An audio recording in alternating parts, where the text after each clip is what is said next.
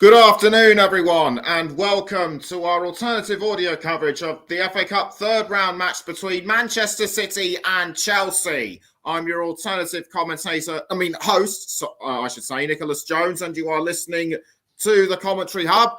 And I'm delighted to have with me as our actual commentators, Trevor Sports and Chris Whiteman. Good afternoon to you. Sorry if I was trying to take your job back there. Sure. No problem. Delighted to be here. Somebody forgot to unmute, but yeah. Okay. Anyway, it's the eight. Anyway, both sides have last met each other only 3 days ago. Can you believe it? With Manchester City winning 1-0, and I have to say, Manchester City seem to be the informed team at the minute. Currently second in the Premier League and 5 points off league leaders Arsenal. So do you see that? So do you see their? So do you both see their form from the Premier League spilling over into the FA Cup now? Well, I'll kick things off, I guess. The league and the cup are two very different things, and we'll hint towards the lineups. There've been a lot of changes, so form kind of goes out the window a little bit. Although Riyad Mahrez is featuring today, and obviously he'll know that he's got Chelsea's number at the minute. So it'll be interesting to see how the different lineups perhaps affect things. And obviously this time round it's at the Etihad, so Man City will be the favourites, and obviously Chelsea have all kinds of injury problems themselves as well. Although they have people like Thiago Silva, Azpilicueta on the bench. So they have players available if they need to, but it's very much a makeshift side from Chelsea, and Manchester City, Pep's trying to blood some youngsters as well. So it can throw... Anything can happen in the FA Cup, is all I will say. That's absolutely correct. Chelsea haven't had a good season in comparison to Manchester City. Only won once in their last 6 matches and currently 10th in the league. And since Graham Potter took over, he has only won 4 out of the 11 since taking over from Thomas Tuchel. And only Ian Porterfield and Glenn Hoddle have had less wins than him during their first few games in management. And it also doesn't, and the massive injury list, doesn't help either. So do you feel that Chelsea could well be compromised? It's difficult to say. I mean, they do have experienced heads on the team as well, who should be able to direct those that aren't quite used to the spotlight quite in this manner. But it's hard to tell. Graham Potter's had a challenging time since joining Chelsea, which obviously is at a stage where they're very much rebuilding, both under new ownership and past what they had previously. So it's kind of a team in transition, but I would still say they're underachieving a bit because they would be hoping for at least to be in the European spots. Ideally, the Champions League, obviously, but Chelsea with no European football is an underachieving side. So it's going to be tough for them. Manchester City, obviously, as I said, they've got a lot of depth on the bench today, regardless of the fact that they've named a weakened side. So it will be a challenge regardless, because obviously you've got plenty of substitutes as well in the FA Cup. So I think this is going to be this game will be dictated by, say, the first 30 minutes. It will kind of give us an idea as to how this is going to go. So if City get on top early, I think it'll be very difficult for Chelsea to get back into it. But if Chelsea get an early goal, who knows? Anything could happen at that point. But Pep has plenty of strength on the bench to look at. So I'm sure they've planned ahead. Well, Pep certainly has. As for Chelsea, this is kind of half a free hit almost. They're not expected to win this one. Okay, well, I can just about see the teams about getting ready to come out, so we can now hand over to our commentators for this game, Chris Whiteman and first of all Trevor Sports. Thank you very much. Welcome here to the Etihad. This could be a really interesting game. Bearing in mind these two sides have met previously. This is the third time they've met 2 months. That's if you don't allow for a big World Cup tournament that took place between these two. It's two shades of blue here in the FA Cup, and Chelsea here hoping to break an unwanted record on the basic fact that there you go. Over the last 3 seasons, they've been beaten in the competition. Could this be an competition for them to go and get past Manchester City? Or could there also be a chance for Chelsea to break another horrible record? Knocked out in both cup competitions by Liverpool last season, they're facing the prospects of getting knocked out by both cup competitions this season by Manchester City. The Blue Moon in the Etihad is getting ready to go, and we're all set for a contest which certainly has its story points as well. Graham Potter at the moment having great troubles and challenges in the moment in trying to get a Chelsea side together after the release of Thomas Tuchel from his contract. For Pep Guardiola, he continues to grow, but a Manchester City side that's supposed to sweep the Premier League are currently being held back by their North London rivals in Arsenal. It could be an interesting contest between these two under the sun. There are changes on both sides, and that's going to be a big factor at the moment in the game at the moment. And we're hoping to sort of see. Now, apologies at the moment. We are getting some echo if that's the case. Hopefully, we'll try and get to the bottom of that as we go on. But at the moment, folks, as well, time to go through the two sides today. And we'll start off with Manchester City, if we can. At the moment here, we'll go with the goalkeeper. And the goalkeeper, that one is Stefan Ortega from Germany. Lines up in a back four with Kyle Walker, Manuel Akajani, Aymeric Laporte, and Sergio Gomez. Young Spaniard comes in at left back. It's a midfield three of Bernardo Silva, Rodri, and Cole Palmer, a lifelong Manchester City fan in the midfield. It's a front 4-3 for Manchester City of Riyad Mahrez, Julian Alvarez, fresh from his World Cup heroics, and Phil Foden. For Chelsea today, Kepa Arrizabalaga is the main goalkeeper chosen for there. Bashir Humphreys comes in to make his debut, the young Exetonian, age 19. Kulu Kulubiabi, Trevor Chalobah, and Lewis Hall make up a back four. Lewis Hall making just his fourth appearance for Chelsea. Matteo Kovacic, Jorginho, and Mason Mount line up the middle. Hakim Ziyech, Kai Havertz, and Conor Gallagher are in the front three at the moment. For changes, well, there are 6 changes made by Chelsea compared to the side which started the game on Thursday. Azpilicueta, Thiago Silva, Cucurella, Zakaria, Sterling, and Pulisic are out. Humphreys, Shabalala, Hall, Jorginho, and Mount and Gallagher are in. As for Manchester City, they've made 7 changes on the side that plays on Thursday. Edison, Ake, Stones, Gundogan, De Bruyne, Cancelo, and Haaland are out. Ortega, Akajani, Laporte, Gomez, Foden, Mahrez, Alvarez, and Palmer are in. I tell you what, sir, that's a mouthful to get through at the moment as well. At the moment here, though, just to let you know that Aston Villa Stevenage is also on at the same time, folks. And if you are tuning in, you want to see what's going on, you can also join me as well on Trevor Sports, because I'm also broadcasting the show today. You can come and join me in the channel. You can watch the commentator if you like. You can also comment on the fact that you might have had a little bit too much to eat over Christmas at the moment. Alongside me, as always, is my partner in crime. It's my Ali McCoy. To my Clive Tilsley, it's Chris Whiteman. Hello, love to see you. What do you make of today's game, Chris? Well, there was a dress rehearsal the other day. I will hold my thoughts just for a moment because there's going to be a minute's silence for, or a minute's applause, and quite rightly so.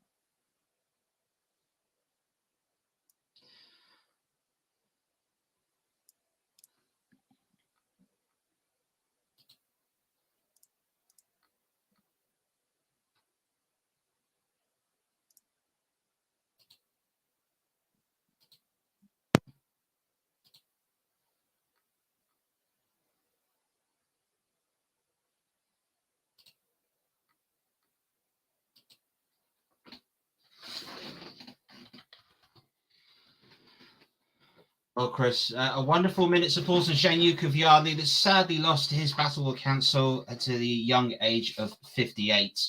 And for a Chelsea fan and football fans, Emma, horrible news, I have to say there. It was very sad, but he battled his illness well. He beat it once, but it's just one of those things. Unfortunately, life can be cruel like that. And for a man who was so humble and so popular, yeah, certainly with Chelsea fans, it's a very sad day indeed. Well, let's hope the game lives up in the memory. The golden boy of Italian football, Gianluca Vialli, was known as, and as a player and a manager, very much a Chelsea legend, and quite rightly so. So as we kick things off today, just to let you know that thanks to the invention of high-definition TV, there's no need for these sides to move into their away kit. They can both play in their home kits, and that should be interesting for us. If I can go through the match officials today, just to recap as well, match referee is Robert Jones, and assistants are Darren Khan and Ian Hussein. The fourth official is Darren Englands, and in the VAR room in Stockley Park is John Brooks. Let's hope VAR understand at the moment the definition of offside. Halter throw, his first touch here for Chelsea. Young man at the moment, from Slough, ironically, and is 18 years of age. Here's Kyle Walker, only touch into Mahrez. And Chris, how do you see the game going today? City at home, you think they'll have majority of the play today? Yeah, I think it will very much be the onus on Chelsea to get the ball back off City. But at the same time, Chelsea will probably look to dig in, certainly for the first 10, 15 minutes, and slowly build into the game, because obviously they're two kind of... They're not their strongest sides for either team, so it's going to be a feeling out phase, but obviously City will continue with their usual philosophy of maintaining possession and trying to force a chance, which they may do here with Silva. Here's Mahrez. Now there's Bernardo Silva. Opportunity to play the ball through the middle as well. Looking for the run of Julian Alvarez at the moment here, though. Backing into Bernardo Silva on the left foot, right on the inside. Marked at the moment by Bashir Humphreys, who does well to marshal him away. The young Englishman clearing away with his left foot at the moment, and the ball is into Havertz. Straight away across, and Kajani is across to win the ball back. Early touch at the moment for Manchester City, and the touch is there from Sergio Gomez. Here he is now, the young Spaniards. Got number 21, and this is his first season after arriving from Anderlecht. This will be an interesting occasion for some young men, but I guess this shows perhaps at the moment where the FA Cup is at the moment, that teams are prepared to make changes. You wouldn't have seen this sort of 20 or 30 years ago, as Conor Gallagher plays a clever little ball in the middle to Hakan Ziyech, who's quick footwork and able to play it ball back to Koulibaly. And now Humphreys. Slightly nervous touch, but able to get it back to Koulibaly. And always important when you make your debut in a big game as well to make sure that first touch is good. It does breed confidence, doesn't it, Chris? It does. Getting a touch early, as much as it might have looked a little bit nervous, he didn't really cause any trouble with it. But it's good to get your foot on the ball early on, just kind of calm the nerves a little bit, and he'll settle in a bit better after that, because it was fairly simple, even though he was under a little bit of pressure. But that'll help calm him down a little bit. Well, here he is now. A little pass inside. This is Laporte. Rodri has shown short. And Kajani. Kyle Walker offering support wide. Back in the end to Rodri. Now, again, is Omery Laporte. Just inside his own fast. Little 1-2 with Foden. Quick feet. Pass being made by Rodri. He's charging forward at the moment. 3 Manchester City players forward. It's an attack. 4. Rodri has kept his run going at the moment. It's 2 in the area to aim for at the moment. Marshalled by Mason Mount. And how fits Mason Mount after he was ruled out of Thursday's game? Kyle Walker screaming for it through the middle, but here's Phil Foden charging in the inside channel, the old-fashioned inside left position. That certainly was back in the day. And the touch is again made at the moment on the left. Here is a chance to move the ball forward, and the pass to Foden was just not quite there. Here's Bashir Humphreys back to Reece Below, who's got to get it away. It does really well. Ball out to Lewis Hall, number 67, tries to play it past Bernardo Silva and does that really well.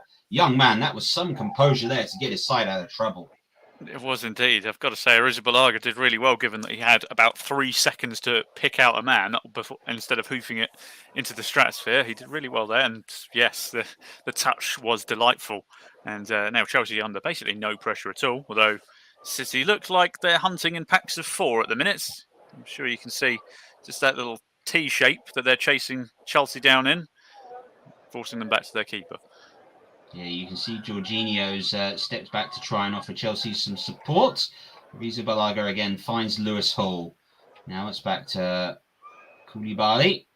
And this pass in the end isn't the best pass in the world, but Conor Gallagher does well to win it, and Chelsea can move the ball away at the moment. Now it's Hakim Ziyech looking for Kai Havertz, who has a Champions League winning goal against Manchester City, but in the end the pass isn't great, and Stefan Ortega is able to pass the ball away. This is Kyle Walker for Manchester City. Riyad Mahrez himself as well.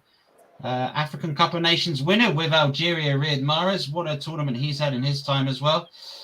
Won the league with Leicester in 2016, but lost the FA Cup to them in 2021. One of those wonderful stories that was in Leicester's heroics season. Chelsea went on to win the Champions League as a bit of a consolation prize in the end. It's not a bad one, is it? No, you wouldn't say no to it, would you? No. You wouldn't say no to it. I wouldn't mind it as a Burnley fan, I'll tell you that much. It is what dreams are made of here. And now here's Lewis Hall for Chelsea. Looks to try and play a ball over the top. Kai Havertz wanted that play perhaps a bit more along the ground. Mount was moving forwards, but Chelsea just starting to feel their way into the contest at the moment. If you're tuning in, welcome to the TC Hub. We're on the Commentary Hub, folks. And you're listening to live alternative commentary here, exclusively from the Etihad. And we are fully enjoying this contest as things stand at the moment. And just an awkward pass to Ortega. Had to get away. Pressure there from Havertz, and certainly play that role. Kai Havertz, very versatile in that forward front line at the moment. And Manchester City at the moment is prepared to sort of go wide. And Julian Alvarez and Phil Foden are exchanging positions. I think at the moment Sergio Gomez has also come forward, but he's guilty of the foul here, catching Trevor Chalobah, which to himself at the moment, to his credits, Trevor Chalobah at the moment as well, does have an FA Cup winner's medal to his name. He's an unused substitute in Chelsea's last win back in 2018. Might remember the 22nd minute penalty scored by Eden Hazard, and Chelsea beat Manchester United that day. But since then, Chelsea have been beaten in 3 finals in a row. They hold a horrible record. And if they go out to Manchester City today, well, I tell you what, they'll be the first side to be knocked out of both cup competitions in consecutive seasons. It's certainly a record you wouldn't want. No, but it's just the way that Chelsea have kind of been recently. I mean, you would say that they're due a barren spell. They've kind of been winning trophies for fun over the last decade, really. So every team goes through them. They go through this rebuilding phase, and it's whether the new owners have the patience to let Graham Potter mould this Chelsea team to what he wants. Because as you can see, the legacy he's left at Brighton, don't get me wrong, the new management's come in and carried on the good form. And all goodness me, the goalkeeper is playing there's some interesting back passes going on in this match, I've got to say. There is. If you're of a certain generation, they're called hospital passes, I believe. Yep, they are indeed, and there's who's down here? Is it Rodrigo on the floor? I think. Let's just have a look. Oh, he's been trodden on by Kai Havertz, which hasn't gone down well for obvious reasons. But going back to Graham Potter, obviously, as I said, his work at Brighton was the whole reason he got the Chelsea job in the first place. So. But that took a lot of time. You know, he's built clubs from the ground up. You look at where he made his reputation at Midtjylland or whatever they were called in Denmark. Was it Denmark, Sweden? Obviously, when they went to the Emirates and put on a bit of a show, and then he's come to Brighton, built Brighton into an established, leading mid-table club. Let's put it that way. And now he's got the job of taking over Chelsea, where they're in a transitional phase. And it's just a case of, can the board be patient? Because sometimes finishing a league season, not qualifying for Europe, can be a blessing. Because I can case in point Liverpool when they finished second in the league under Brendan Rodgers. They had no European football to worry about. So it can be a platform for players to get enough rest and build from there. So they've got to give them time, and you never know, they might pull off a result here. We're 10 minutes in and it's been fairly even. And time is always the commodity that football managers in general never have enough of. That's certainly going to be the occasion. Sometimes as well, time could be the enemy if you're chasing a game. But at the moment, it seems to be a contest in which both sides are trying to feel each other out and trying to make an opportunity where they could go ahead and get a grip on the game. I can tell you here from stats at the moment that Manchester City have certainly lost possession as we come up to the 9.5-minute mark. Conor Gallagher there just seemed to have taken a little whack. This is Cole Walker for Manchester City. Little exchange one just with Bernardo Silva. Allows Riyad Mahrez to run ahead of Lewis Hall. Mahrez able to test him and got away from him. A chance for the pullback here, though. It's a cross goal. And in the end, the pass was well measured at the moment by Arrizabalaga that was able to read it. But Mahrez just showed his pace there on young Lewis Hall. He did, yeah, and he showed his clever thinking as well. He just drew him in for the challenge, got that touch ahead of him, which bought him a bit of time in the box. Although you've got to say the defence, it was Koulibaly got a tiny touch on it, which took the sting out of it for Arrizabalaga there. But good defending on that side. But Mahrez just measuring his matchup in that first kind of battle that they've done. So it'll be interesting to see how that develops. Yeah, so much is made in the analysis of football these days, particularly the sort of the one-on-one measures of how teams perform. Certainly can be a big factor at the moment. This is Manuel Ankajani for Manchester City to bring us in for the Swiss international. Cole Walker and Hall able to intercept. And already you can see Graham Potter in his technical area starting to bark orders. We talked about Potter earlier on at the moment, and a lot of people have said that maybe it's time to go, that the job's too big for him. But when you consider he hasn't had a full season, he's got an injury crisis. You know, he's not had pre-season, and he's not had a chance to build his side yet. He's very much picking up the reins of Tuchel's. Is this fair criticism, would you say, Chris? We just wait for this opportunity to go out for throw. It's difficult to say whether it's fair. I mean, given the record of Chelsea's sackings in the past, but we've got to remember this isn't the Abramovich era anymore. So maybe a new approach from the owners might give them the time to build, because clearly they interviewed him with the idea that there would be a project to do. And, you know, you can't sack somebody, you know, barely at the start of a project, which it's going to take time. And it's whether Chelsea fans and the owners can accept having a season kind of in the wilderness while he sorts things out. Well, certainly at the moment, this is Gomez has crossed the king of the back end. Alvarez got a touch. Koulibaly's got it away. Alvarez is right in the air. It's ricocheting anywhere. Oh, and then in the end, a chance arrives for Phil Foden. But I believe the whistle has gone. The opportunity's not going to count. But my heavens there, what a bit of a cup scramble that was in the box. But it's all broken away here, Chris. That's something that is something out of pub league football. That it was just bouncing all over the place, and then Phil Foden, to his credit, digged out one of the most audacious left-footed bicycle kicks I've ever seen that very nearly went in, but it wouldn't have counted because the ref would have spoilt it, as he would have, as he did blow his whistle. But even so, it was a great effort nonetheless. Certainly was at the moment, and there you go. That was the first moment in the contest. This is Koulibaly under pressure. Arrizabalaga, who's definitely playing it out in cool measures into Mount, who can't quite control it under the pressure from Ankajani. And the ball's gone out. And Cole Walker is over to take the throw. So we're coming up to the 13th minute of the contest. 0-0. Still yet to see a shot in anger at the moment. And there is the Manchester City bench. And there is Erling Haaland. 21 goals. 16 league appearances this year. He has certainly made the Premier League his own. And really is a force to be reckoned with. And you wonder if Manchester City will turn to Haaland today, depending how the contest goes. Ankajani, who's well out of his position all the way forwards. But don't worry, there's Laporte to win it back. Out wide in the end to Sergio Gomez. Options out wide at the moment in Cole Palmer. Lifelong Manchester City fan, Cole Palmer. He's wearing today number 80. But he did score in the FA Cup last season. And certainly today he would have had dreams of leading his side out and playing at Wembley as he tries to make a run as Sergio Gomez looked for him.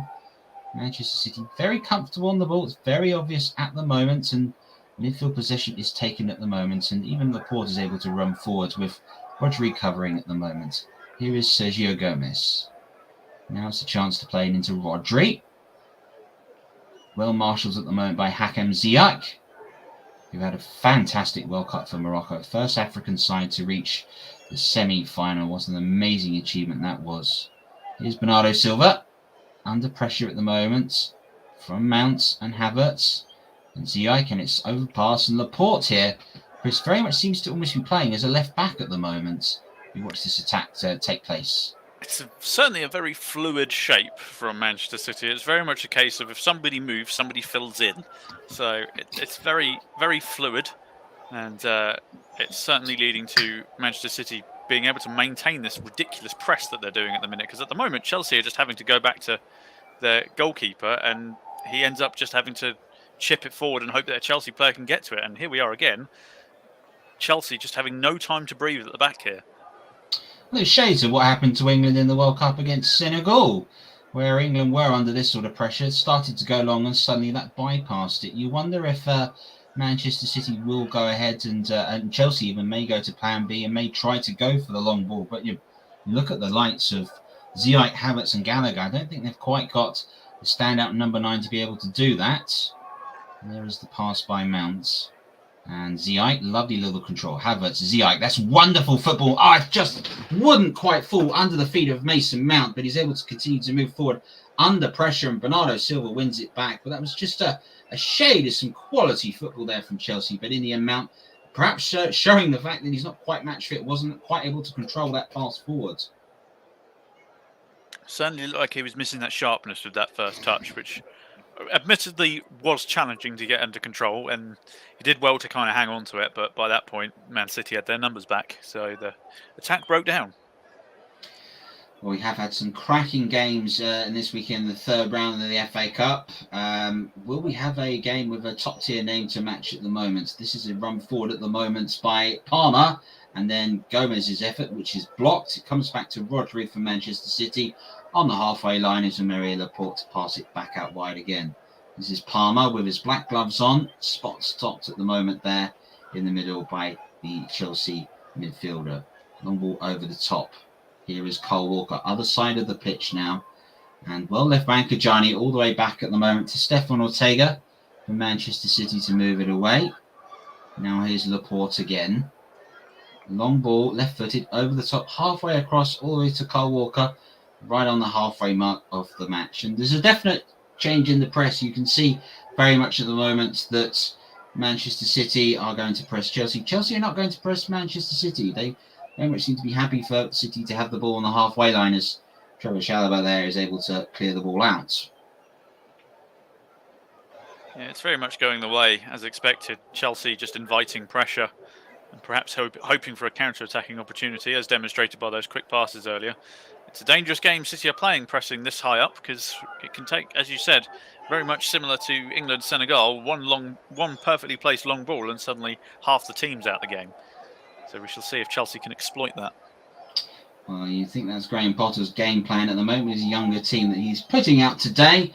Mind you as well, he's got a couple of, got one player making their debut today for Chelsea. So it could be, and that, of course, is Bashir Humphreys.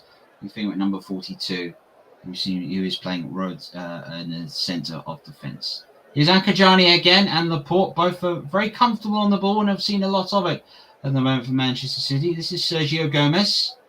Back to Laporte, who's put under a little bit of pressure by Kai Havertz, but backs up quite quickly when suddenly arriving is Stefan Ortega.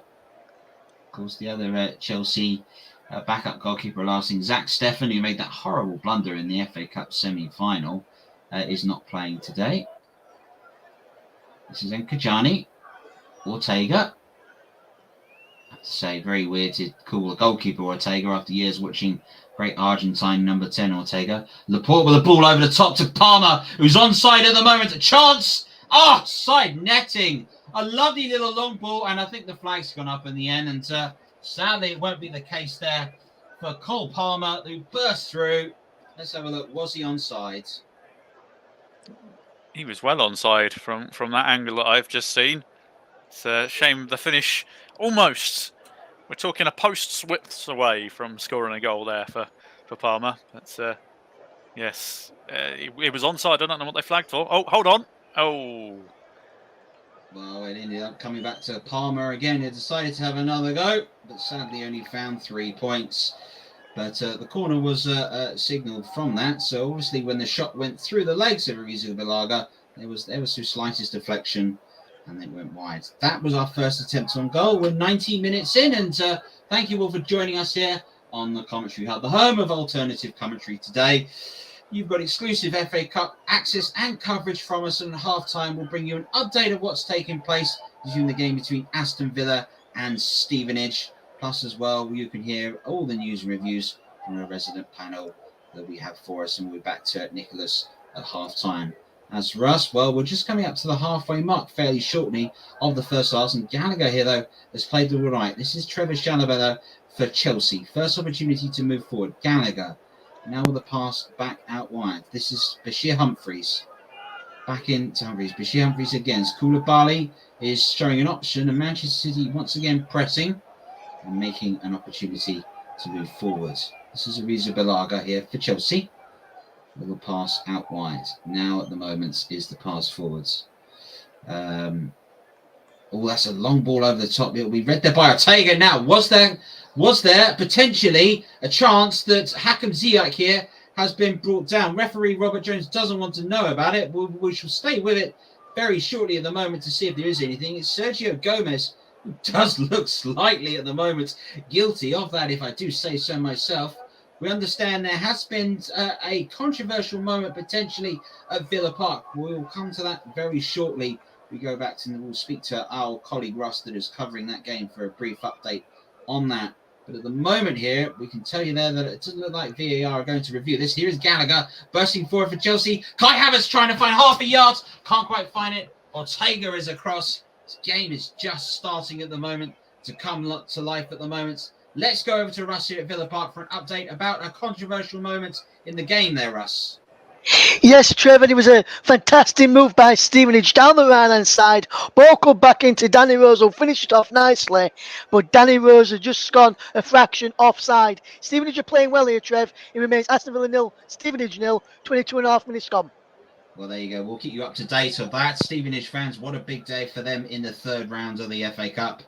And we have seen some great games. Now, here is a repeat of this, Chris. Using that looks like an accident to me.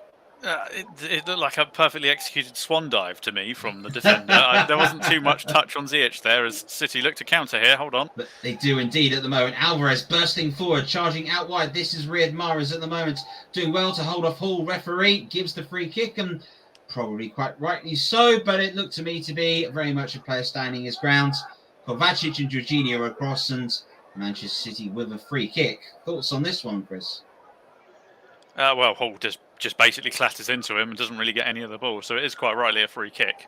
I know the Chelsea players are arguing that they should have had a free kick the other end, but the one replay that we've seen of it so far, it didn't look like there was too much contact. And if there was, it was very much accidental. So, but first major chance of the match potentially from a set piece here. Well, we've seen some interesting set pieces, particularly at the World Cup. There was some that were low in, where, of course, who could potentially be Manchester United bound with a famous equaliser in the 9th minute of stoppage time against Argentina. This is more a traditional effort from distance. Riyad Mahrez and Bernardo Silva are over this. Arrizabalaga is lining up the wall at the moment. There are 3 lining up across. Looks as if Mason Mount is going to dive in and make it a 4-man wall. Manchester City, no, this is an opportunity for them to get a foothold in the game. It will be It's a fantastic goal! I'll tell you what, Riyad Mahrez has just scored an absolute beauty. Left-footed free kick that's flown over the bar and in. You could have 20 people on the line. They wouldn't get near that. It's Manchester City 1, Chelsea 0. Well, you just had a feeling with, obviously, Riyad Mahrez scoring in the previous fixture just 3 days ago. He fancied another one. I don't think Arrizabalaga covers himself in a lot of glory here. He stood a long way to the left, which encouraged the shot. But I tell you what, that's about as far into the top right-hand corner as you could possibly get it. I don't think it would have mattered where you would have stood, how tall the goalkeeper was, or how many you had. You wouldn't have stopped it. It was a piece of absolute genius, as some people would say. Well, yeah, it looks to be there's to be the ever so slightest of touch as that free kick goes in, but exactly the halfway mark through the first half, Manchester City take the lead against Chelsea and have first blood and light the blue touch paper in this contest at the moment. So now it'll be a test here of Graham Potter's men in this West London side. They've had such a tumultuous few weeks with what has taken place. Rodri picking up a poor pass. Arrizabalaga tried to play the ball forwards. And Silva and Walker combining. And already you can see there's a little bit more of a spring in the step of those in light blue at the moment in front of their home fans. This is Sergio Gomez. And Kai Havertz has just stolen that. And it just looked for a second that they could have been on the counter-attack. There might still be now. Ziyech at the moment. Kovacic, furthest forward we've seen him in the match all so far. Lewis Hall, number 67. Has to slow it down. Can't quite see enough options for him. Koulibaly. And Chelsea here pressing forward for the first time in the contest at the moment. This is Bashir Humphreys. And back to him again. 25 minutes gone. Manchester City 1, Chelsea 0. The score in the 23rd minute.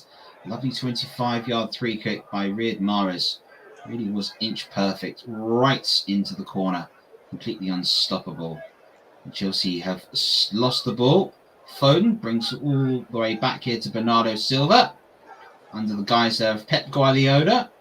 And it's worth noting for Pep Guardiola, in all his managerial career, he has never gone out in the first stage of a cup competition in which it's a domestic trophy, whether that was in Spain, whether that was in the Bundesliga, or whether that has been at the moment in the FA Cup. A fantastic record, but it's been in the League Cup at the moment that he has dominated that competition in recent years. Here is Kyle Walker. Exchange of pass with Mahrez, the goal scorer. Bernardo Silva getting one past Hall, and Manchester City really comfortable on the ball at the moment. There goes Mahrez, lovely pass out wide. Sergio Gomez, Cole Palmer shows for him. Alvarez is still in the middle at the moment, and Riyad Mahrez was waiting behind him. Gallagher has made the interception. And Manchester City here, Chris, starting to look like they're in control at the moment of this contest. Yeah, I think if Pep would have drawn up a goal in the early stages of the match is ideal, as Palmer is just trying to pirouette his way round. I think he's got a corner for that. But yeah, it's gone to plan, basically, for Pep. And having Chelsea basically having to attack Manchester City at this point is very much playing into City's hands, because they just press and press, and they've got the creative players to keep hold of the ball. So very much going to plan. Not the greatest start for Chelsea. Well, Foden's corner as well. Anchor Johnny is forward. There was the header by Laporte, and it could be a chance for Alvarez. The effort is blocked at the moment, and it just looked like Riyad Mahrez was going to go and strike that with his right foot. Here is Kyle Walker. Bernardo Silva. Mahrez is still out wide. Here he is now. Will cut inside on his left foot, as he always does. Famously done. The player at the moment that has won the only player on the pitch that has won the Football League Championship. Incredible statistic. As well as the Premier League, I should say so. This is Rodri. And at the moment there, I can still see Anchor Johnny playing forward. So Manchester City still think there is a chance. It's now looking like Muriel Laporte is just starting to run back. And Phil Foden at the moment is the furthest player back. And that is about a better definition for total football, as you could probably see. Ball in the end for Alvarez. Good touch. Can he get it all the way past Koulibaly? He cannot. Referee at the moment signals a goal kick. And Alvarez at the moment. 4 goals in the World Cup. 2 in the semi-final. Was outstanding very much in that final. And probably would have done a little bit of celebrating over Christmas. And is that a handball potentially I see from Havertz? I don't know if they're checking it. He's checking it. There could be a second goal opportunity here for City.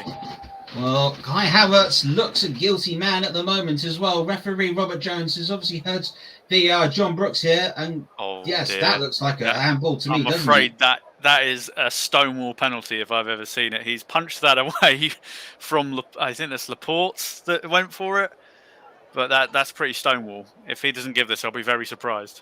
Well, Diego Maradona and Thierry Henry, not quite the handballs of brilliance. That was definitely at the wrong moments. The penalty has been signalled for. Manchester City here has a chance, potentially, in the 29th minute of the first half to go 2 goals to the good up. And to take the spot kick, tell you what, it's a World Cup hero himself, Julian Alvarez, who's getting a little earful at the moment from Ariza Balaga before taking this spot kick. I love this part. Like I know the Argentina goalkeeper has certainly sort of emphasised on the whole trash talking, but I love the mind games between goalkeeper and penalty taker there. Both of them have a smile on their face, but it's a no lose situation for the goalkeeper. So He's put all the pressure on the taker. Let's see what happens. Julian Alvarez at the moment for Manchester City. A chance to step up at the moment and put them 2 goals up. Little shuffle. Great penalty. Just gets it in. The dive that was made there by Arrizabalaga just wasn't quite able to get near to it. Manchester City 2-0 up. And you suspect now they've got 1 foot firmly in the 4th round. And Kai Havertz may regret here trying to Superman punch that clearance away. Yeah, it was, as I said, this is very much going perfectly to plan for City. They want to get the goals early, so they're in control. They can dictate how this game goes now. It's a cracking penalty. Arrizabalaga just gets a touch on it. He'll be a bit disappointed that he didn't get more on it. Guessed the right way. Just couldn't quite get a strong enough hand on it. It's either way, it's 2-0. It was a good enough penalty. He hit the target, hit it low. It's always hard for a goalkeeper to stop a low penalty. And yes, very much the view there for all Chelsea fans to reciprocate with that one. A big sigh. It's 2-0 after 30 minutes. It's not an ideal scenario for Chelsea right now. Very much not so. I'm sure Chelsea would hope that they would get a little of more of a foothold in this contest than they have done. Still yet really to go ahead and threaten at the moment anything more than what's taken place in this game at the moment. One thing must be said though with Arrizabalaga, who has been criticised for his ability to save penalties, and referee here giving the free kick against the moment. I believe the attempt by Alvarez. So if we have a look at 4 attempts at the moment by Manchester City, a free kick and a penalty. There's only 2 set pieces yet to score from open play.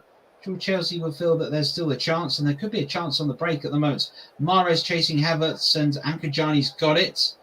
And Ortega, clever pass there to Rodri, and with corners personified, Manchester City move it and have it right at the moment on the halfway line. Good control there from Palmer. This is Gomez. Foden, that's poor. He's lost it. Chelsea move it away. Jorginho's played it outright. This is Hakim Ziyech, just 2 in the area. It's Mason Mount at the moment and Kai Havertz in there. Now the cross was in. It's headed away from Bernardo Silva. This is Kovacic. Now at the moment is a chance of Koulibaly, who's wearing the number 26. Famously asked John Terry to wear that 26. There's been a development at Villa Park. We'll go to that very shortly. We'll just wait to see what happens with play at the moment as this happens at the moment. Here is Koulibaly for Chelsea. And in the end, it has gone back to Ankajani. Let's go to Russ at Villa Park. There's been a development there, Russ, I understand. Yes, and it's been a goal for Aston Villa, and it's the first goal of the season for Morgan Sanson, who puts Aston Villa into the lead. Fantastic play from Leon Bailey on the edge of the penalty area. He plays the ball through, and Sanson onside fires it past Ashby Hammond to give the Premier League side the lead. It's Aston Villa 1, Stevenage 0, Trev. Well, goals all around at the moment of an FA Cup 3rd round that really has delivered. There have been some cracking contests, I think, none more so than the brilliant performance there of National League Wrexham going ahead and getting through 4-3 against Coventry in one of the best games of the competition. But this is starting to look like run-of-the-mill stuff for Manchester City, and Chelsea are starting to look like a side which are injury hit at the moment and certainly don't have the players. And maybe, could you say, on the team selection, Graham Potter has potentially decided to favour the Premier League? We'll wait and see if the pass we made correctly from Havertz, he's played out to Lewis Hall. No, he has not. Kyle Walker's gone across, and I guess it's a metaphor at the moment for Chelsea's day. They have been in a couple of opportunities, but no real quality. Maybe I would say, Chris, are they potentially favouring the Premier League versus the FA Cup based on the lineups they put out? That would be the assumption. I mean, arguably they've had injury troubles as well, which may have led to them picking this side. They distinctly lack an out-and-out striker. I know Kai Havertz is a very good goal scorer, but there isn't really anybody that I see on the pitch for Chelsea that Manchester City really fear. So I think it's Manchester City would have seen the lineup and they would have felt very comfortable with themselves dealing with this Chelsea side. And they're also lacking somebody being able to play the killer ball yet, because so far they haven't been able to get through the City defence. They've been untroubled, really. Well, Lewis Hall's been caught out of position. This is Kyle Walker at the moment for Manchester City, charging forwards. Little flick there by Mahrez, looking for Alvarez, and Foden nearly gets to that. And nearly scored one of the cheekiest goals at the beginning of this contest, but There is Arrizabalaga is able to catch it. And a game and a contest at the moment, which is very much going to plan. Well, while you are doing this, just to remind you all, everybody, here on the Commentary Hub, that we'll bring you live and exclusive games here all throughout the season. You can listen to alternative commentary, particularly if you ever hear the words of your commentators are Lee Dixon and Sam Mattis. Come and look us up. Come listen to some people that don't sit there and sound like paint drying slowly. Here's Rodri. Lovely pass. Alvarez just got a flick to it. Wasn't quite able to get it past. And there was Arrizabalaga across. And Alvarez just starting to come into the game, this young man. It's kind of scary looking at this Manchester City team and thinking, like, Alvarez has had a wonderful World Cup, and what's gone on here? Bernardo Silva's hit the deck on the edge of the box. I think they've got a free kick, I want to say. We couldn't see what happened because there was a replay going on of the Alvarez chance, but the depth that this Manchester City squad has is just scary. A lot of their substitutes, especially today, would make most people starting lineups. And Koulibaly just 2 knees into Bernardo Silva's shins on the edge of the box. Quite rightly, another free kick. It's probably a little too close to shoot, but you know, one man is going to try and get another goal from a set piece. It's that man Mahrez again. Yeah, Riyad Mahrez was the penalty taker for a short period. Certainly was for Leicester City in his time. Now, Arrizabalaga may look to line a wall up for 3 players in the wall. He's drifted wide again. So if Mahrez can get this up and down, it's just Ziyech, Havertz, and Mount in the wall. Lewis Hall seems to be the spare part in the middle at the moment. There is a certain gap to goal at the moment. Will Mahrez go for it? He does, and it's just parried away there by Arrizabalaga. And it'll be a corner. And it turns out it was just about far enough out to shoot. Only just. He didn't quite get enough whip on it to trouble Arrizabalaga. It was a tricky height, but he had that covered all day long, that one. Electing to go with the double fist punch for that one. So most traditional goalkeepers would have said, oh, he should have caught that one, but get it away first. Worry about where the ball goes later. That's the first priority, especially in this scenario. There's a lot of pushing and shoving going on in the box. Yeah, Jorginho and Cole Palmer having a mild boxing contest at the moment as the corner comes in and is claimed by Arrizabalaga. We talked there about goalkeepers, a union complaining that they should be sort of picked up famously, and sadly we do have to say that condolences go out to the family and the great nation of Brazil for the loss of the genius that was Pelé. But when Pelé's header was brilliantly saved by Gordon Banks in Guadalajara in 1970, famous Bobby Moore tapped him on the head and said, next time, Gordon, don't give a corner. Yes. I mean, it was only the greatest save ever recorded on TV, but, you know, you've given up a corner. Quite right. But yes, it was very much... I mean, you can watch that replay again and again, and it still baffles me how Gordon Banks, 1, read it, and 2, got some kind of hand to it. It was just a baffling save. Yes, made almost the point that apparently Pelé allegedly shouted goal from the moment the ball left his head and couldn't quite believe what happened. Definitely a game between two teams at the peak of their powers. But as the game develops, and it did in 1970, that substitutes came in, and that was England's downfall and the start of what's been a 50-odd years of disaster. Here's Cole Walker. That's 3-0. That's a lovely touch in the end from Phil Foden, who finds himself in far too much room at the moment and is able to strike the ball home for Manchester City. Oh, I say, Chelsea, this is starting to look worrying. It's a blue moon rising at the moment over the Etihad. It's a 3rd goal. It's Phil Foden getting back to his best and starting to look like it after he impressed so much for England in the World Cup. And Manchester City surely have this game wrapped up in the 38th minute. Yeah, I don't want to jinx. I don't want to pull the whole Ali McCoy that this is game over at 3-0. I'm pretty sure he said that in the past and got proven wrong. But look at the space. Mahrez was in there. Switch of play, lovely. You see the overlapping run from Kyle Walker. Finds a bit of space. First time into the box. And just the perfect man, Phil Foden, sitting on the edge of the 6-yard box with an easy tap in. Lampard-esque goal that was, I've got to say. Very similar to what he used to do at Chelsea. But there's no stopping that one. And yeah, this game is very much looking like game, set and match. It's just a matter of formalities at this point. Well, changes made by Pep Guardiola and a new front three has come in. And all 3 players at the moment has scored. So no wonder Pep Guardiola is delighted. And Chelsea are very much looking like they're going to take a very unwanted record, knocked out of consecutive seasons of consecutive cup competitions by the same side. Liverpool twice last season, both on penalties in the final.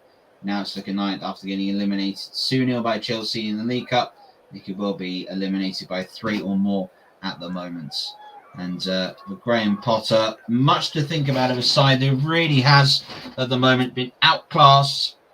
Last 5 of 6 Chelsea's away matches to City, they've lost. Last win, you've got to go back to May 2021, right in the end of the dawns of what was lockdown at the moment. Let's go over to Russ here at Villa Park. A moment for Stevenage. Yes, it's a fantastic play from Stevenage down the left-hand side, Trevor. He's come to Luke Norris, who cut in from the edge of the penalty and killed a shot towards the top corner of the net. It just went just over the bar in the end, but that's a brilliant chance for Stevenage. It was almost 1-1. It remains 1-0 Aston Villa. Good for 41.5 minutes gone here, Trevor. Remains Aston Villa 1, Stevenage 0. But if you just stay with me a second, Stevenage coming on the tail with Luther Wilding over on that far side. Wonderful ball in, but straight into the arms of Robin Olsen, who remains Aston Villa 1, Stevenage 0. Well, there you go. The game heating up at Villa Park at the moment. The game's starting to sort of die down in terms of its competitive here at the moment between Manchester City and Chelsea. Well, one thing we did miss whilst Ross was going on about Villa, we just saw Hall send 2 people for chips in the midfield and then laying off a lovely pass, which it was a lovely bit of skill. Just a shame that they're 3-0 down. Otherwise, I think more people would appreciate it. Yeah, it was a lovely touch there by Lewis Hall to move it away. Really is worth it. And it's moments like this when you are down. Famously, sometimes when you are getting beat, if you can find a performance in the second half, certainly that can give you some encouragement throughout the season. From a personal standpoint, the 4-4 result is still very much on at the moment because there's only got to be a few more goals to go get that, as Kai Havertz is battling there against Sergio Gomez. He's back to Cole Palmer, turns, Mason Mounts, 2 young Englishmen here.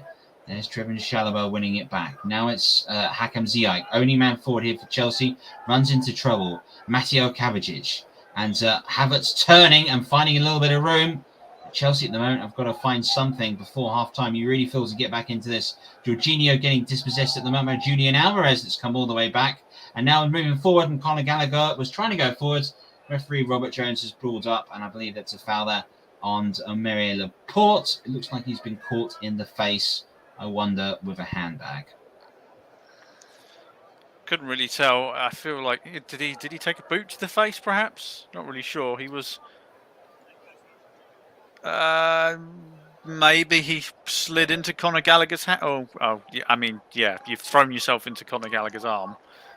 It's, I wouldn't say it was a soft foul, but it was, I mean, it wasn't really a foul, was it? Let's be honest. No, it wouldn't have sufficed in the Aldershot District League Division 3. I can tell you that from experience. That would have been, here you go, a bit of magic sponge, get on with it. But anyway, let's move on. Enough of what used to be the way of football. As I said, a football broadcaster, 10 years retired now, and enjoying this side of the game. Here's Bernardo Silva to play it forward, and Ankajani to bring it forward for Manchester City. Kyle Walker, and here is Riyad Mahrez, his brilliant free kick.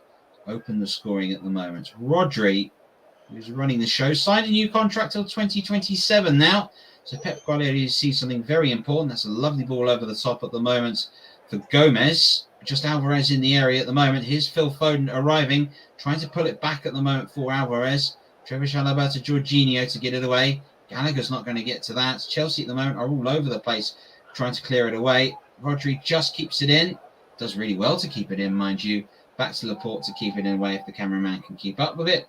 Yes, he can. We're about 90 seconds away from finding out how much stoppage time that we're going to play at the end of the first half, Chris. But if you were Chelsea, what would you be, if you're Graham Potter, what would you be saying at half time? Shoot would be the first port of call. The thing is, they haven't really created many opportunities because the City defence and the City press has been relentless. So it's really hard to say. I think there's probably going to be some subs at half time, I would imagine, because they're just not creating anything, and when they are getting through, they're just being outnumbered in defence. So it's just they just need to try something, but take a few more risks at this point because you're 3-0 down. There's nothing to lose, and He just needs to give them a bit of a rocket up the backside, although Manchester City might score a fourth here if they're not careful. Yeah, pushing forward here, Chelsea. This is Alvarez out wide at the moment. Palmer, Rios goes inside of him. This is Riyad Mahrez. Oh, right across goal. There was Alvarez diving across. The ball has actually stayed in.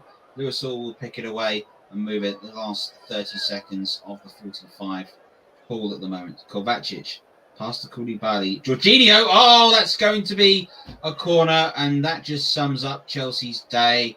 They just have not been at the races at the moment. You want the definition of a hospital pass? That's one of them. Well, Jorginho famously once said that in 2021, perhaps the Ballon d'Or should have been his. Champions League winner and Euro 2020 winner. Wasn't to be. Certainly my vote for that season was outstanding. Here's Foden, just trying to float it in, and Arrizabalaga reads this one. 2 minutes of time added on here at the Etihad. At half-time, we'll hand you back to Nicholas. He'll give us a rundown of everything which has taken place and a full recap of the third round so far. We'll also go ahead and speak to Russ, who's at Villa Park for us, and give us a breakdown of what sounds like a very interesting game between Aston Villa and Stevenage. That's all to come here. And in the second half, you've got the company of Chris and I. And you never know, we could see one of the greatest FA Cup comebacks of all time, or we could see Manchester City go ahead and compound one of the most impressive wins of all time. It's worth noting at the moment between these two sides in their FA Cup folklore at the moment, this is the 8th meeting between them. Manchester City have won 4, Chelsea have won 3, including the last 2. And when the sides met in 2016, Chelsea ran out 5-1 winners then. And that was the season after the Pep Guardiola arrived shortly. And then, of course, 1-0 in the 2021 semi-final. So Chelsea have certainly had the leg up over Manchester City in recent time.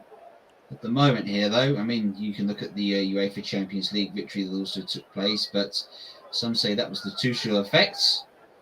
And Manchester City, though, have really turned it around. Guardiola on Potter. And the final 30 seconds. This is Riyad Mahrez. Cole Walker looks to run ahead. There's Lewis Hall. Lovely little touch from Lewis Hall again. Wins the free kick. Starting to grow in the game, isn't he, the young man?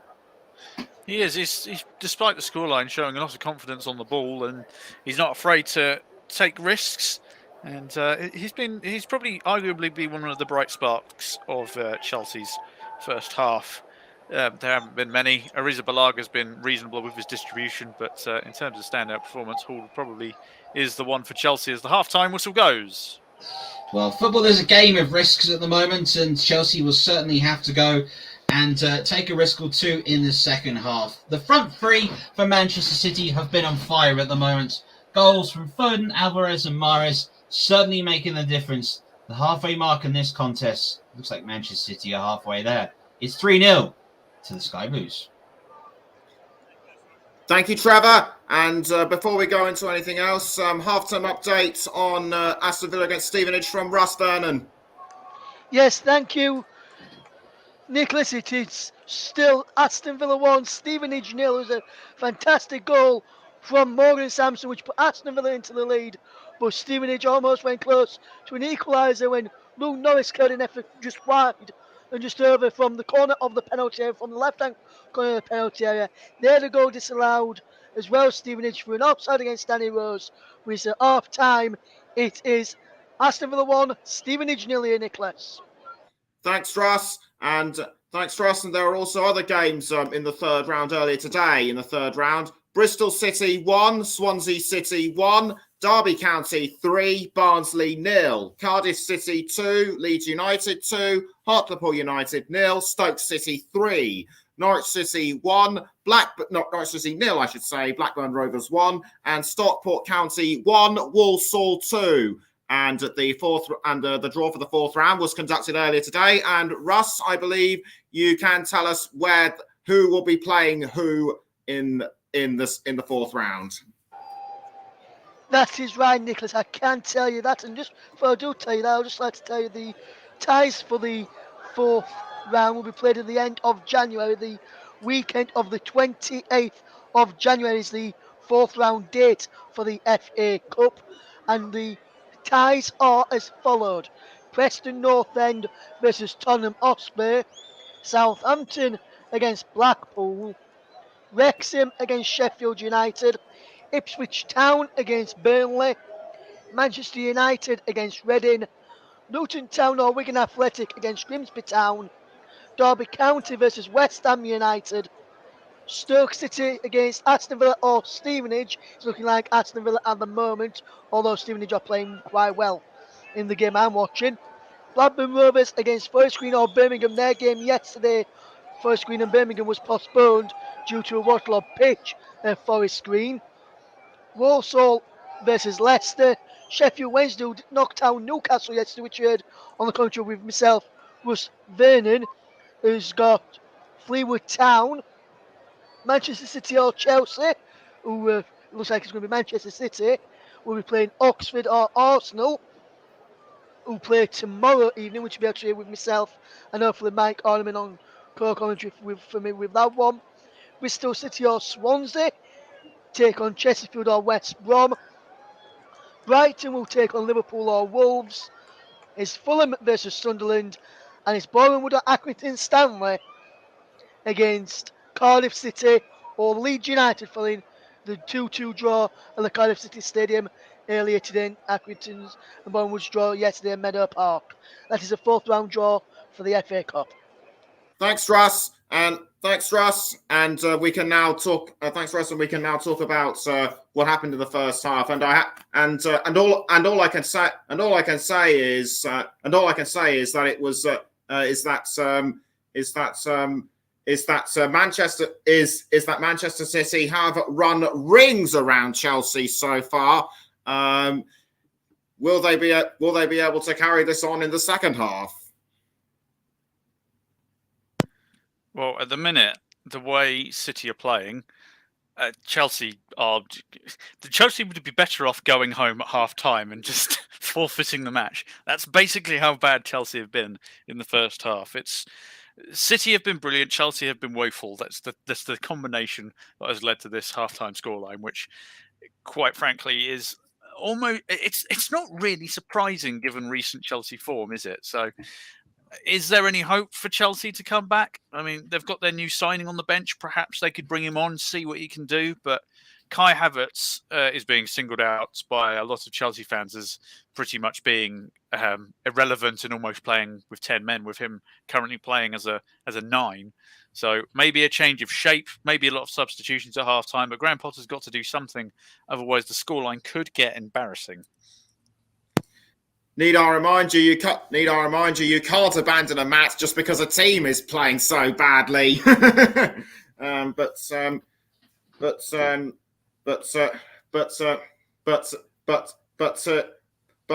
get back to Manchester City, they've only made they've missed out on the final for 3 consecutive seasons since their last win in 2019. Do you think that the form they're in now means that they could well break that jinx, Chris?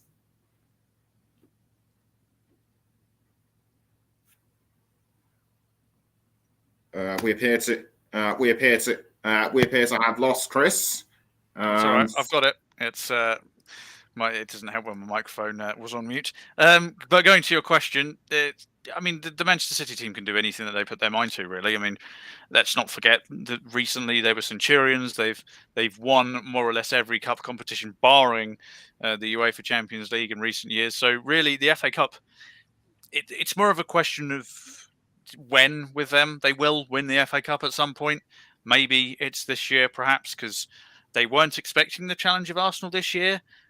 So they might maybe focus their attention on trying to get a different trophy domestically, but we don't know. But on current form, you've got to remember as well, Manchester City have had, some would say, favourable draws in cup competitions, which has certainly helped them for that one. But for this, it's going to be, this could be the year that they finally get their hands on the FA Cup again. So could we see the likes of Erling Haaland coming on in the second half? If they did, I would very much. If I was a Chelsea fan, I would be crying, because it's. I personally think at this point, provided that Chelsea don't have some kind of wicked revival in the second half, Pep will just take the opportunity to rest his players, because City, of course, will be in every competition. They'll want to try and keep the squad as fresh as possible and obviously avoid injuries. So whether Haaland will want to come on to chase a goal record perhaps himself, the decision ultimately will be down to Pep. But as current things stand, he could put them on. He doesn't really need to, though. Not on current form. Let's put it that way. Yeah. To rub it in Chelsea's faces, Manchester City actually beat Chelsea in the EFL Cup third round, and this is something that I'm sure Chelsea fans will not want to hear. They were beaten by the same team in the same stage of the tournament last year in both the EFL Cup and the FA Cup, and Chelsea are in danger of having the same team, same stage jinx again. Just thought I'd point that out to anyone interested in trivia and the facts as much as I know you and Trevor are. Well, there is such a thing as a bogey team, and I would very much say that Manchester City are Chelsea's bogey team at the minute, because it doesn't matter what they do, they seem to end up falling short against them. Yes, indeed. They certainly do. And before we go back into the second half, as Ross mentioned, we have another third round game tomorrow in Arsenal in Oxford United against Arsenal. I'm going to be hosting that one with Ross Vernon. We are hoping to get Mike Harneman on there as well. The second half is just a few minutes away now, and I actually checked out some of the stats beforehand. As much as 10 Chelsea players have been injured, and that has done Chelsea no good. Whatsoever. And so we are just about a few minutes away from the start of the second half. So let's hand back over to Chris Whiteman and Trevor Sports. Well, thank you very much here for getting back to us here in the Etihad. It's worth knowing at the moment that when we're talking about Chelsea, and it's worth talking about Gianluca Vialli. Gianluca Vialli himself started off as a youngster playing for Sampdoria, his boyhood club. Ended up playing in the 1992 European Cup final for them, as well as winning Serie A side, which completed no less than Roberto Mancini, Lombardo Donsena, and for a very brief period of time also contained David Platt. From there, he moved over to Juventus, where he went on to win the 1996 European Cup, a dream of his finally fulfilled for a player that did play for 2 World Cups for Italy, scoring in Italia 90. Then Gianluca Vialli joined Chelsea in 1996, and from there, he went on to show his class, an FA Cup winner with them as a player, then went on to become player manager, where he won the League Cup. Along with the League Cup, he went ahead and he won the Cup Winners' Cup. Before once again as a manager winning the FA Cup and moving on, Gianluca Vialli's career was finalised by being Roberto Mancini's number 2. The great striking partnership of them in management continues. And in that situation there, the two of them ended up hitting the peak, perhaps, of their professional lives when Italy beat England at Wembley on penalties to take home Euro 2020 last year. Gianluca Vialli was an absolute gentleman, a quality player, and from everyone here on the TC Hub, where hearts and thoughts go out to all his friends and family, and football will certainly be poorer for the fact that there's no Gianluca Vialli in the world.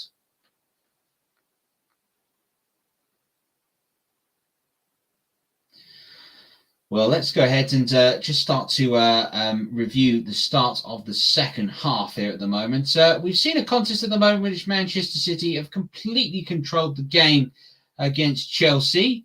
From a tactical standpoint at the moment, Chris, I'd love to know your thoughts on what you think Chelsea have got to do, because surely they've got to make changes. Who would you bring on? Who would you bring off? What would you do to turn this around? Well, I mean, if it was me, if I was in Graham Potter's position, it would very much be throw everything at him and just see what happens. Forget the game. The game is out of hand already. I mean, you don't want it to get embarrassing, but at the same time, you at least want to give it a go. I would probably end up going 3 at the back, cram the midfield, and throw as many people forward as possible. But they've got a few players on the bench that could make a difference. Obviously, their new signing, their new striker is sat on the bench as well. So perhaps Fofana, brought in for £8 million, he could perhaps come on. I would probably take Havertz off. He's been basically invisible for most of the game. Unfortunately, that's just how it's gone for him. But it's a little bit too cagey the way that they've set up their midfield. There is 5 of them, but it's essentially you've got 2 holding midfielders, which at this point when you're 3-0 down, you don't need 2 holding midfielders. So change it to 3 at the back, have a holding midfielder, let everyone else freely go forward and attack, and just have a go. Because at this point, it feels like you've kind of just given up if you carry on the way you are. So they just need to at least get out there and score a couple of goals. Give your travelling fans something to cheer about. Yeah, and sometimes that could be the way of giving it a go. We saw very much in the World Cup, it was highlighted by sides that were able to really give it a go from situations in which it was looking very, very dire. Most notably England that gave it a go, but in the end didn't quite have the quality defensively to hold out France at the end. So the stage is set for this contest. Manchester City know at the moment that if nothing happens at all, they'll be in the hat for the 4th round, and a potential date there at the draw with Arsenal. If Arsenal, in their wonderful form, can get past Oxford, that could be a bit of a real mouth-watering contest for the 4th round. It can be a mouth-watering contest and a very bad distraction for both teams, because both teams may look at it and go, I don't want any injuries, I don't want it to derail the league. And you could end up with 2, a bit similar to today, 2 kind of misfit sides. And anything could happen at that point. So potentially, although of course the potential of Oxford playing Manchester City, also a mouth-watering tie. But everyone's kind of got their eye on potentially a clash of the top 2 in the Premier League and the FA Cup, which is always a bit exciting when it happens because it's something else to fight for. It is indeed. The potential, there will be one other all-Premier League side. Brighton will play Liverpool or Wolves. That has been decided as well. Manchester United, after they kicked off the FA Cup weekend, well, they'll be at home to Reading, and Paul has returned to that. Wrexham, after their fantastic performance at the Racecourse Grounds, will be hosting Sheffield United of the Championship. Could they go ahead and prove another shock as they add to them the days of Mickey Thomas and what they did to Arsenal back in 1991. Well, the Etihad Stadium here is getting set. The players are getting ready. And I believe there has been a change at the moment, too, in the end. At the moment, Fofana and Zakaria are on, and Kovac and Havertz at the moment are off for Chelsea. So Denis Zakaria joins us in the game. And so does David Datro. Fofana, who's also in. Just to convert that, Kai Havertz is off at the moment. And Mateo Kovac is also off. So Graham Potter has made 2 changes. And 2 changes you feel that are needed, Chris? Well, getting Fofana on, I think, was the main thing there. You've got to get out there and see if you can get yourself a goal, because at the minute it's that they were creating nothing. So it's he's going for it. They're at least going to have a go, which is the bare minimum requirement, I feel, for a lot of things like this. So they're going to give it a crack. Maybe a change of shape as well. So we'll see what they can do. Well, certainly it looks like Chelsea are pushing already as Manchester City kicks off. They're kicking from right to left. And for those of you watching in black and white, Chelsea are playing in the light blue. Here is Rodri to bring it away. And early touch at the moment for Sergio Gomez. Palmer, who has given up the gloves now at half-time. Always a strange thing for players to be wearing gloves. Certainly from running around and just how warm you get. But for some players, it's air of control that it seems to give them. So Graham Potter has played a couple of his cards. Will he go ahead and find an ace in the sleeves, or will this be a chance that ended up folding? For Manchester City, I can confirm at the moment there have been no changes at the halfway mark for them. They stay as they are. But Denis Zakaria comes on, and so does David Datro Fofana, the Ivory Coast international, which Chris alluded to was signed for £8 million. There is Rodri. Lovely little touch across There is Laporte. Gomez showing for him straight away as an option. Laporte's back to Rodri. And there is Cole Walker just floating around. Here is Laporte. Cut out at the moment there by Fofana. Now here is, well, it could be a similar sort of speed, I guess, to what we saw in the end of the first half. City quite comfortable to keep the ball, but Chelsea got to try and press further forwards. Mount here trying to run forward. Lewis Hall against Riyad Mahrez. And there's Cole Walker. Now again to Bernardo Silva. Casual pass across into the centre of the circle. Now is Laporte moving forward over the halfway line. Cole Palmer, number 80. Surely he's going to look to change that in the future. Obviously, the days when players are numbered 1 to 11 are all very much gone. This is Mahrez up against Mount. Pass to Rodri. Surely Chelsea will know that the next goal will be crucial in this contest. If City get it, it really is all over. Chelsea get it, they may think there's a chance. And in football, sometimes all you need is a chance. Here's Palmer.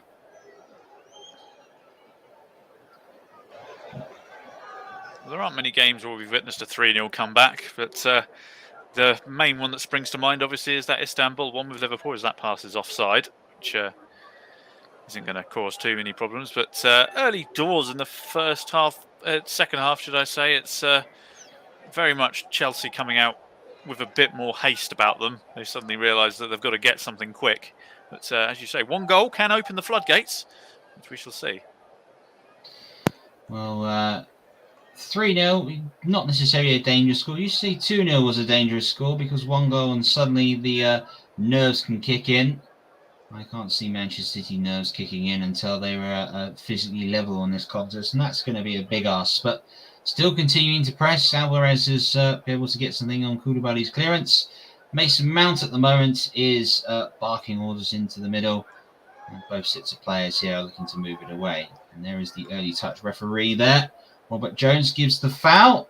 Bernardo Silva guilty of it, just running into the back of Mason Mount, who has won that free kick. It was a doubt today here, Mason Mount, but has made it. Is into the contest at the moment. In terms of FA Cup wins since 2016, only Chelsea have more than Manchester City, 27 to 24. Yet in terms of trophies, well, they both have one since 2016. So this goes to show you that Chelsea's three final runs at the moment have ended in heartbreak. What did they do? There is Thiago Silva on the bench here for Chelsea. I highly doubt and suspect that he may see any action today. They're going to be attacking-minded players, and you would sense at the moment that Chelsea are going to have to call to turn this contest around at the moment. Here's Arrizabalaga for Chelsea, right on the edge of his area. Plays it out low and short. There's an early chance for Mount. He's got options to his left, and Lewis Hall has continued his run forward. Definitely showing he's sure a touch at the moment. Fofana was showing for him, and in the end, the pass has got all the way through to Julian Alvarez, who's just been able to burst forward for Manchester City. Needs support. Now it arrives from Mahrez at the moment. Palmer out wide, trying to run through the middle there of Zakaria. Zakaria read it nicely and wants to get the goal kick, and does get it. And already you can see a little bit more intention in Chelsea's play at the moment. Yeah, they're looking for that good early start, and they're just struggling to kind of break down the midfield at the minute. That sloppy pass from Hall leading to a City attack has essentially reset all the good work that they did in that play. And the high press from City still going on. That there's about 6 players just sitting on the edge of Chelsea's box, which just making it a nightmare to get out of. But they might take the opportunity here with Humphreys. There's Bashir Humphreys, ball into Hall. It's worth knowing on some of the feedback at the moment that we've had from our viewers at the moment. You might remember JB asking us at the moment, what's the price on Potter's future? Well, we talked about it today. Very much you'd like to think that he's given to the end of the season. But there certainly is a side at the moment that's just going through a horrible injury crisis. And I really hope he's given a chance, because it's not often English managers tend to get top jobs in the Premier League these days. Well, the main thing, the main alarming stat about the English Premier League is that no Englishman has won it as a manager. So you'd think Graham Potter being given the opportunity as Chelsea manager, you might do it. And that's a very sloppy pass that they just got away with there. They're going to have to get rid of that, City, and they do. But yeah, perhaps Graham Potter thought he might be the first Englishman to do so. But early doors, it's not looking that way. They're currently 10th, and in terms of the FA Cup, they're currently crashing out of it. Yeah, England need to pull the finger up a bit, bearing in mind that the Scottish managers won it 13 times. So there you go. There's one thing that Scotland can have over England. Havertz, Jorginho guilty of the foul. Here's Cole Palmer moving it forwards. Pep Guardiola is still patrolling his technical area. He's refusing to go anywhere at the moment. Rodri looking for the pass at the moment for Riyad Mahrez. That's wonderful. Really good control at the moment. Foden goes short. Looks for options. Rodri continues to move forward. Now Mahrez. Oh, he does well to just get past Hall. It does enough to put him off. Now here's Mahrez. Foden. Bernardo Silva. Laporte for Manchester City. And Mahrez is floated all the way over to the left. Laporte had laid it all the way back there. In the end, to Stefan Ortega to clear it away. And certainly Manchester City in no hurry at the moment to move the ball in this situation. They look very, very comfortable in possession at the moment. And indeed, they've had nearly a third more than their opposition. It's very much going the way that everyone was expecting, really, with Manchester City just kind of having the ball all to themselves. So Chelsea aren't going to score any goals if they can't get the ball, and I think that's very much the emphasis that Pep has put on the City side for this second half. Don't let them have the ball; they don't score. It's really simple. But Chelsea have got the ball back now, and they might counter. And they're going to need to counter at the moment. Here's Mount. He was caught there by Rodri. That's a foul. And Robert Jones seems to be coming over potentially. Is he going to dish out the first card of the contest? Yes, he is. Rodri there. What would you call that? A professional foul potentially? Some have called within FIFA that these intentional professional fouls should result in a free kick on the edge of the area, as opposed to the free kick continuing here to try and stamp them out of the game. The red card on the professional foul stopped those from happening. And when they do, people have to accept it. So there are things which can change the game. But now Chelsea will have a chance to play the ball forward. But Manchester City, you can see they're pushing 10 yards outside the area, an incredibly high line. It's Conor Gallagher and Hakim Ziyech over this. And he does play the ball quickly at the moment over the top. There's the shot, and it just flies wide. And you could see that happening when the chance was there. Mount with the efforts. And that's about as good as it's got at the moment so far for Chelsea. Well, it's going to lead to their first corner of the game because the goalkeeper got a touch on it. Not sure whether it was going in. It took a deflection. Let's have a look at from this replay. Was that bending in? Oh, it might have just been bending wide, but the goalkeeper wasn't sure, so he did the safe thing. But Chelsea with their first corner. See if they can do anything from their own set pieces, because most of the goals for City have come from set plays. Well, it's a low ball into Conor Gallagher. He tries to play it back in the end. The chance goes across to the near post. There was the chance in the end at the moment that arrives for Zakaria. And Manchester City have escaped and just about cleared it away. They have now through Rodri. This is Hall. He needs support. It's arising from the goalkeeper. Kevin Chalobah runs to offer support. Manchester City run to cut off that support line and the ball goes long. And that may not be a bad thing for Chelsea in looking for that long pass to try and turn things around. This is Bernardo Silva to Rodri. Cole Walker, lovely little pass inside and gets the return from Rodri. And Walker tried to go on here with the ball and take it round Hull, but wasn't able to do so. He's got the armband today, Cole Walker. 32-year-old has certainly been in impressive form at the moment for club and for country recently. He's got it on upside down as well. Shows he doesn't really he doesn't wear it very often, to be fair, so I could understand it being the wrong way up. Yes, we'll have to call them Petit Cap if that's the case then. But anyway, we'll move on with the rest of the game at the moment, and hopefully the upside down captaincy doesn't bring him bad luck. We're in 56 minutes played. It's Manchester City 3, Chelsea 0. You're listening to live and exclusive alternative coverage at the moment from the Commentary Hub. FA Cup third round, and what a weekend it's been. We'll do it all again in about 3 weeks' time. Hope you'll be there to join us. Could be an absolute cracker. We'll also have updates as the game comes on from Villa Park as Aston Villa take on Stevenage. Aston Villa leading 1-0. We've got our reporter Russ Vernon ready to update us. If you do hear anything, we'll go to him over today. Here is Trevor Chalobah for Chelsea. Under pressure at the moment from Cole Palmer, who's been impressive today, it has to be said, in some of his movements and what he's done. Here's Gallagher for Chelsea. Zakaria. Chalobah over Koulibaly's head, and it is picked up in the end. Gallagher again. Hall inside to Fofana. David Dactro Fofana now, number 27, marshalled out wide. Hall plays it in. Good possession from Chelsea. First time they've really had it. Here is Jorginho, number 5. Trevor Chalobah, number 14, at right back. Support at the moment from Gallagher. Here he is again. And there goes Zakaria trying to go through it, winning a throw-in. And some perhaps the most impressive play at the moment from Chelsea of the match so far. Yeah, they've certainly been, as this is Pep Guardiola's reaction to just shore things up. Phillips coming on for Rodrigo. Rodrigo has had a fantastic game, has to be said. He's been marshalling that midfield expertly. But yeah, Chelsea certainly, they've come out of the traps a bit better, but time is very much not their friend. They've got just over half an hour to get something going. But a better second half start. They started the second half, should I say, better than the first half. They've just got to hope that they can create something relatively soon. Might bring a bit of life to their attack then. But, Phillips coming on for some much-needed game time, of course, and just to shore up that midfield a little bit more. Well, supposedly Calvin Phillips, when he returned from the World Cup, said he was overweight by Pep Guardiola. Comes to replace Rodri, who has been mightily impressive today in this contest. And at the same time, João Cancelo has come in and slotted into the slot that Sergio Gomez was taken up in the game.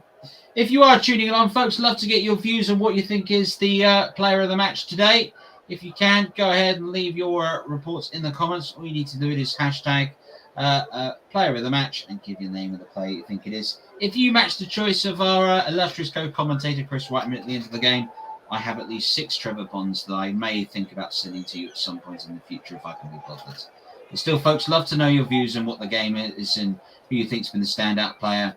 And there is a standout player warming up at the moment. Erling Haaland's warming up.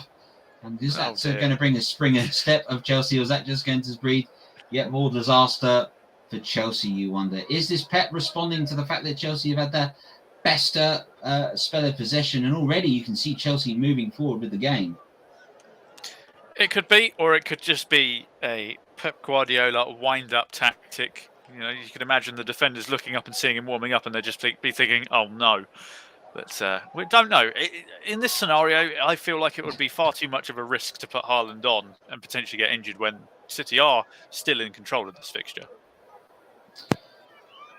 Oh, what a fixture it promised to be, but injuries have probably robbed us of the contest that we all hoped for. That's being honest at the moment. Both sides with 2 changes. A reminder here that at the end of this, that we will go to replays at this 3rd round stage this season. The FA Cup itself banning replays for the past 2 seasons due to the pandemic and the fixture congestion. But there is no major summer tournament at the moment, so the FA Cup and the Premier League season will go late into May.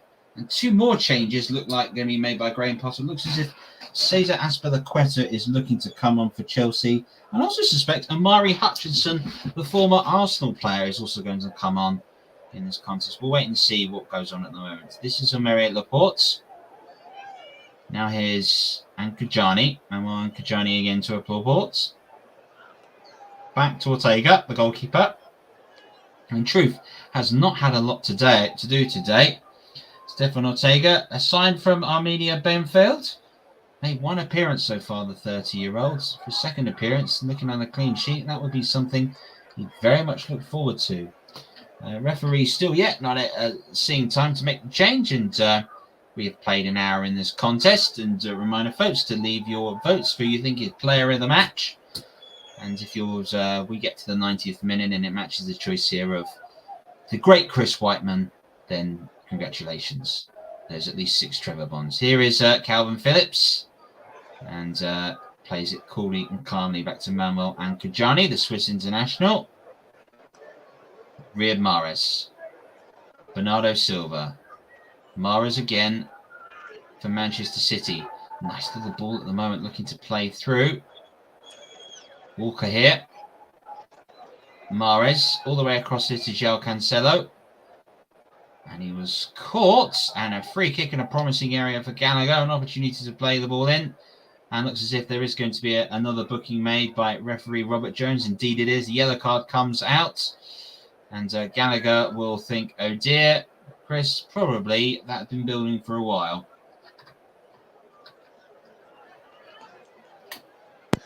I mean, it's a spectacular foul, gotta say, for what seemed innocuous, but he certainly milked it, Cancelo.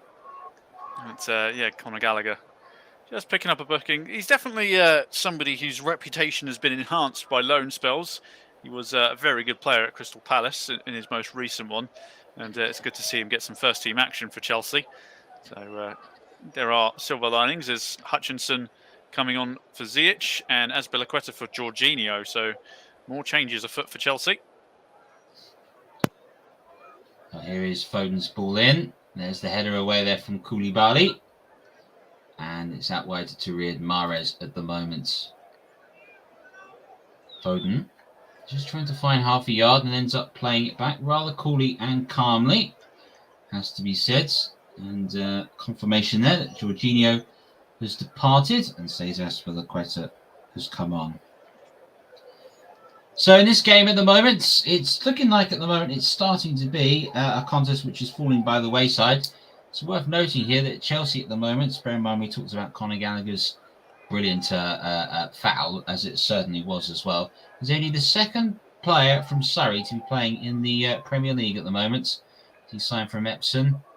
Chris, you know the only other player that's born and raised in Surrey that plays in the Premier League at the moment? In Surrey? I mean, he's obviously English. Not sure.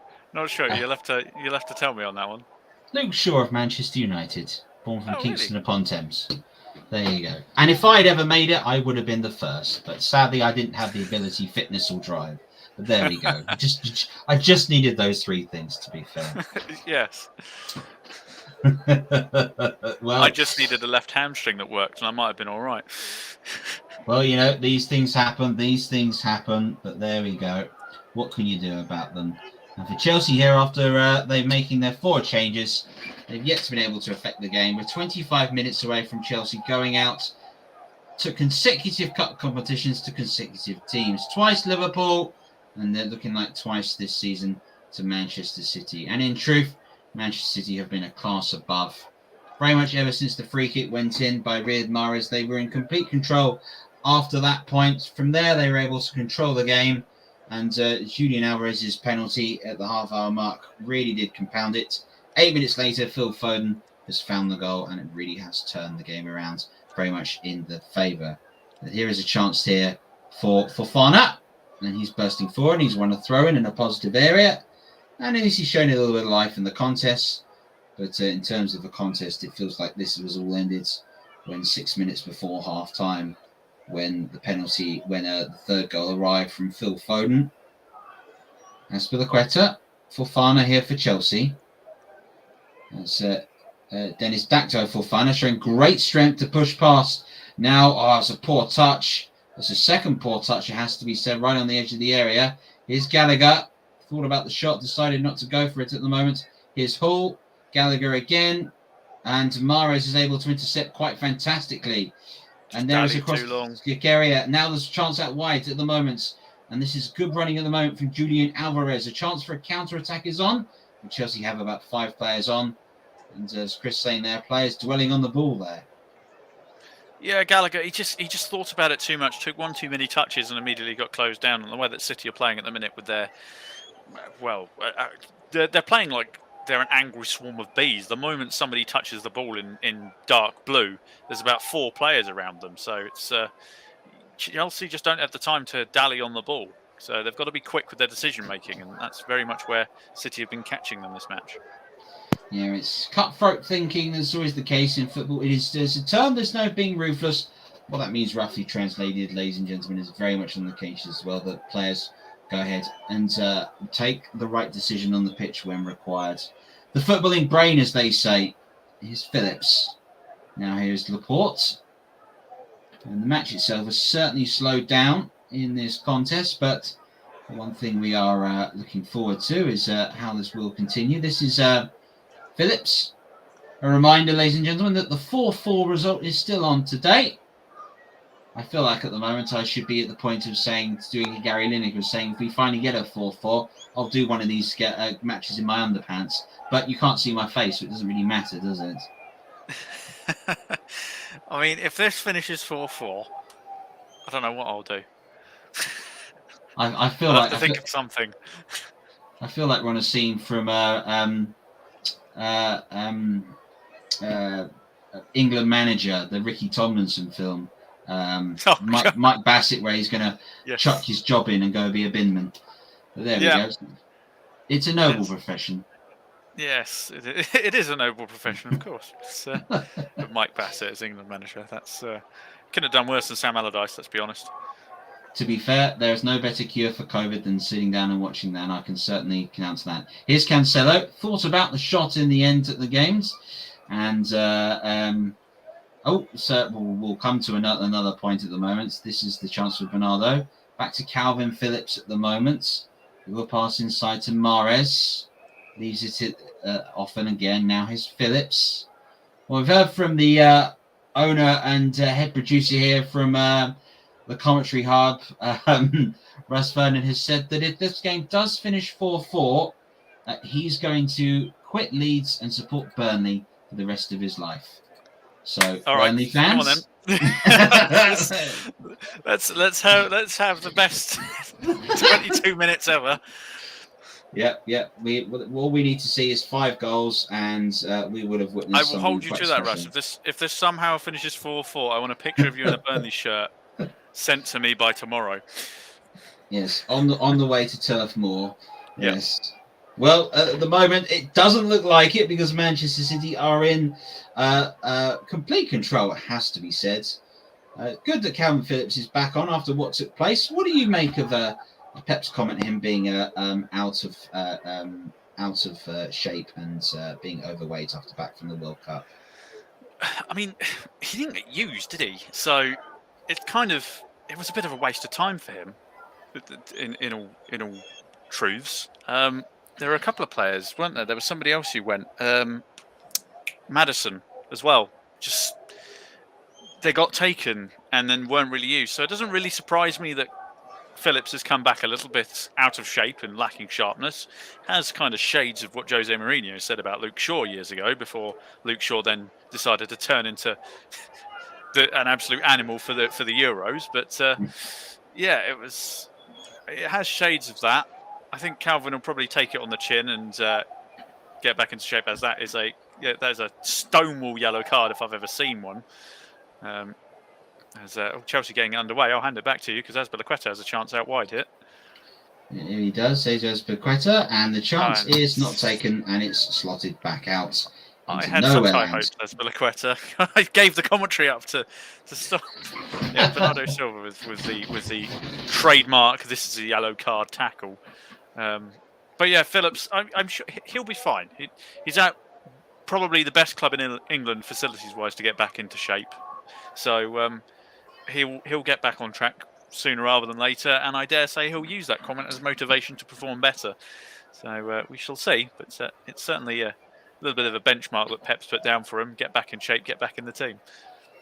Well, I think to me, though, that Kari Chukwuemeka is warming up on the bench. We'll wait and see if he will come on for Chelsea. That would be their 5th and final change, if that was to do that. Nicholas, our presenter, has said that if this game finished 4, sure, he'll do the next game in bed. With who, though? That would be the big question we do want to ask. But we'll leave that for him to reveal at the end of the contest. With anyway. Sam Matterface. No. Well, let's keep going here. Here's an opportunity there for Cole Palmer, Cancelo. Palmer himself has definitely covered himself in glory today with a very mature performance for his age. Yeah, I think there have been a few younger players that have certainly shown their good sides in this match, including the Chelsea side. I think Hill and Humphreys have both not done themselves any wrongdoing in this match. They've been thrown into a match where they're very much up against one of the best sides in the world, and they've not looked out of place. No, very much the case, and it's always good to see in terms of the game. Obviously, British football was criticised for its lack of technique that the players that we were producing up to about 10 years ago, and you look at the likes of what we've done here, and you can see that's certainly improving, particularly the likes of Phil Foden. Here's Morris onto his left foot, chance for 4. Oh, nearly was.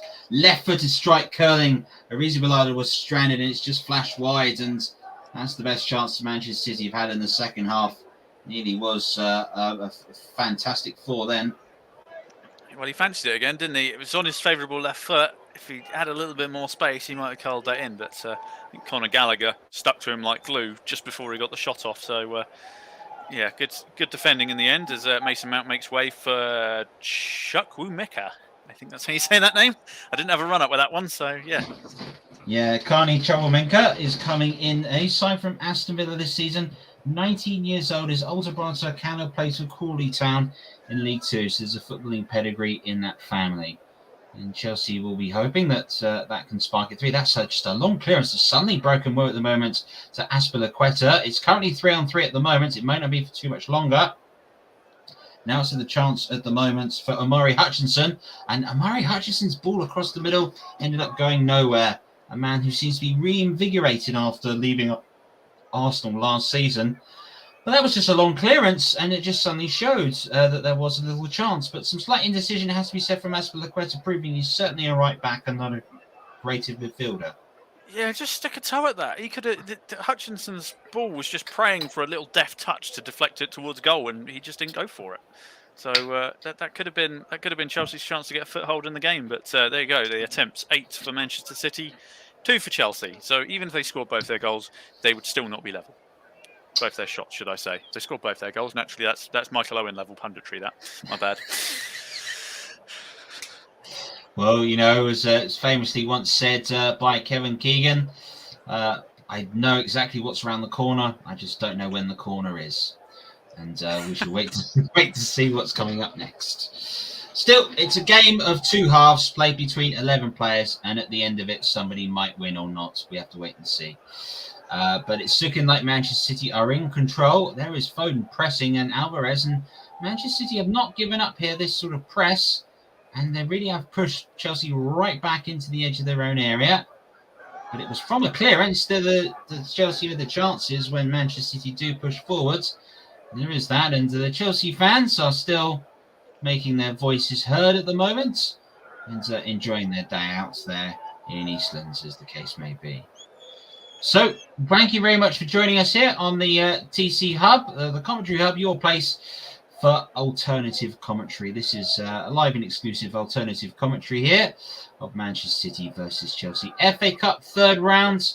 We've got more action for you tomorrow. Join in as well, game between Oxford United and Arsenal. The commentary team, of course, will be Russ Vernon. Hosted again by our man Nicholas, who is definitely running the show. As our Des Lynham here, delighted to have him on the team. As for the team in contest, very much has been one shade of blue, been far dominant over the other. Has it been the manager? Has it been tactics? Or has it been injuries that's played a factor into this today, Chris? A combination of all three. Can I be that safe in the answer? It's just kind of the perfect storm for Manchester City to pounce on a very wounded Chelsea at the minute. It's arguably the selection wasn't great, but was Potter forced to make the selection based on his current injury crisis? It's not a great time for Chelsea at the moment. They've had an indifferent season, and this match came at basically the worst time. Facing Manchester City twice in a week when you're in the middle of an injury crisis really isn't what you need for boosting confidence, and it's showing, unfortunately, that this is a coddled together Chelsea team because there's just a lack of cutting edge in the side, and them having no goals to their name and not really having any major chances to trouble Manchester City's goalkeeper kind of shows it, really. Well, in terms of the competition, 9 of this Manchester City side won the FA Cup in 2019. Just 2 of this Chelsea side won it in 2018, as pass from Omari Hutchinson is just cleared away by Kyle Walker. So Manchester City, Bruin winners. Lots of the players here have got 3, 4, 5 the Premier League championships to them. They've got 5 League Cups, some players. There's a really decorated side, but it'll be on Europe really that Pep Guardiola will feel. And after the last seconds knockouts to Real Madrid that took place in the semi-final, it was very much looking like we were going to get Manchester City-Liverpool final. I've just been informed by Nicholas that he sees himself more as a Jim Rosenthal than Des Lynam, which is good because only I could do Des in my mind, and that's in my mind. Anyway, here's Omari Hutchinson moving forwards on the left foot, just cut away from João Cancelo at the moment. There is Fofana. Hutchinson again. Now it's a chance for the shot. The shot takes a wicked deflection. It will be a corner. I think it smacked the defender right in the head at the moment. Zakaria there. It looks like he's absolutely clouted Akajani. And Chelsea at least trying to get a whim of consolation from this contest before the full-time whistle goes in about 13 minutes or so. Yeah, it's another opportunity for Chelsea here. Just resolute defending. I think that may have caught somebody in the Netherlands. Let's have a look. Oof, yes, that's gonna sting for a little bit. But you know, it's somebody taking a chance, somebody having a pot shot. If you don't shoot, you don't score. They've got a corner out of it. See if they can create something from the set piece. I mean, if they got a goal now, you never know. There's going to be about 5 minutes added time for this injury because it's one of those which is going to be a long time to walk off, I think. Yeah, bit of magic sponge required, I probably would have thought. Obviously, one you apply yourself. Let's Yes. go ahead and watch the corner here from Chelsea. See what takes place. Chelsea here throwing bodies forward. Conor Gallagher with the splits in the back of his calves from his socks. He does take the corner. He tries to float it into the far post. It's headed back across goal in the end, but it won't go anywhere at the moment for Chelsea. And that sort of finishes that afternoon. Trevor Chalobah's effort just flying over, but at least there is a chance in the game at the moment. Reminder, folks, if you are tuning in and you're listening wherever you are around the world, let us know where you are. Also, let us know who you think is the player of the match at the moment. There have been some fantastic performances. Chelsea at the moment starting to chant for their man, Gianluca Vialli, but still as well, that's a very disappointed set of fans that have made a long journey, some of them from West London all the way up here in the M6 to the Etihad at the moment. This is Koulibaly. Linked with Manchester United at one point, but it's only to sign for Chelsea. And shame that they'd all gone wrong for them as well. Now the ball over the top. Alvarez trying to get across that. Hasn't been taken at the moment. Hutchinson. Azpilicueta. Gallagher. Just a poor touch. Has just lost it. Mahrez. Manchester City's best chance of the second half has been taken by he. Here's Bernardo Silva. Now it's Mahrez. Palmer just looked to lay it off to Cancelo. Omari Hutchinson brings it away for Chelsea, but instantly comes across 3 sky blue shirts and has to go backwards in the game at the moment. Here's Arrizabalaga. There is Bashir Humphreys. Exchanging passes at the moment with Zakaria. Humphreys again to Koulibaly. Well, let's go over to Villa Park. Russ, there's been a chance for Aston Villa. Yes, brilliant bit of play down the right-hand side for Aston Villa. Going inside the penalty area. On the right-hand side, it was just, and the ball was covered looking for a substitute. Ollie Watkins, who couldn't get an end of it. Stevens went close in the second half as well through Roberts, who had a shot over and deflected over for a corner, which nothing came from. He remains Aston Villa 1, Stevenage 0, 82 minutes gone here, Trevor. 82 minutes in that contest, and it's looking like Aston Villa may be in the hat for the 4th round. If Aston Villa are successful, they would have an away tie to Stoke City. So can they get it done on a wet, rainy January afternoon against Stoke? Well, while that's been going on, there has been a foul committed at the moment. by the Chelsea club captain, Cesar Azpilicueta. Joined after Chelsea's best ever season in many people's eyes when they finally won the European Cup in 2012, and he's gone on to lift the Europa League and the UEFA Champions League itself, and lifting the FA Cup and Premier League on 2 occasions. So what a player that he has turned out to be. Poznan taking place for Manchester City as the Chelsea fans look to leave the field and go ahead and beat the rush home early. And a lot has to be credited to the Chelsea fans at the moment for making the trip up here with these train strikes and just how difficult travelling is at the moment. So this can be underappreciated at the moment. Well, we've got 8 minutes to go in this contest that in truth has been all over. Many people have thought since the 38th minute, ever since Phil Foden go ahead and toe poke the ball home after a lovely pullback from Kyle Walker. Since then, Manchester City have been in control and have been running the show, it has to be said. And as much as we've talked about how brilliant Manchester City have played today, they have shown at the moment that there's a couple of faults or something within their Premier League form. Do you think, who would be your vote to take the Premier League title, City or Arsenal at the moment as it's looking like, Chris? It's hard to say. I mean, everyone keeps expecting at some point Arsenal season will fall apart. That's the general consensus, it seems. But the way Arteta's got them drilled at the moment, they just don't look like skipping a beat. Yes, they drew with Newcastle, but Newcastle are a very different beast at the moment. There might be a chance for City here if they want to take it. Bernardo Silva bringing it forward. Here's a chance. Oh, is that a pen? Well, yes, it is. Yeah, referee Robert Jones didn't hesitate, pointed to the whistle and has blown for it straight away. And you can see there straight away, Zakaria is across, and I wonder who's going to take this at the moment for Manchester City. They've still got their original penalty take. Alvarez is on. Koulibaly just clouted Phil Foden, didn't he? Yeah, he bundled him over in the box, didn't get any of the ball. Stonewall penalty. I'm not really sure what people are arguing with the referee about because he didn't touch the ball, unfortunately.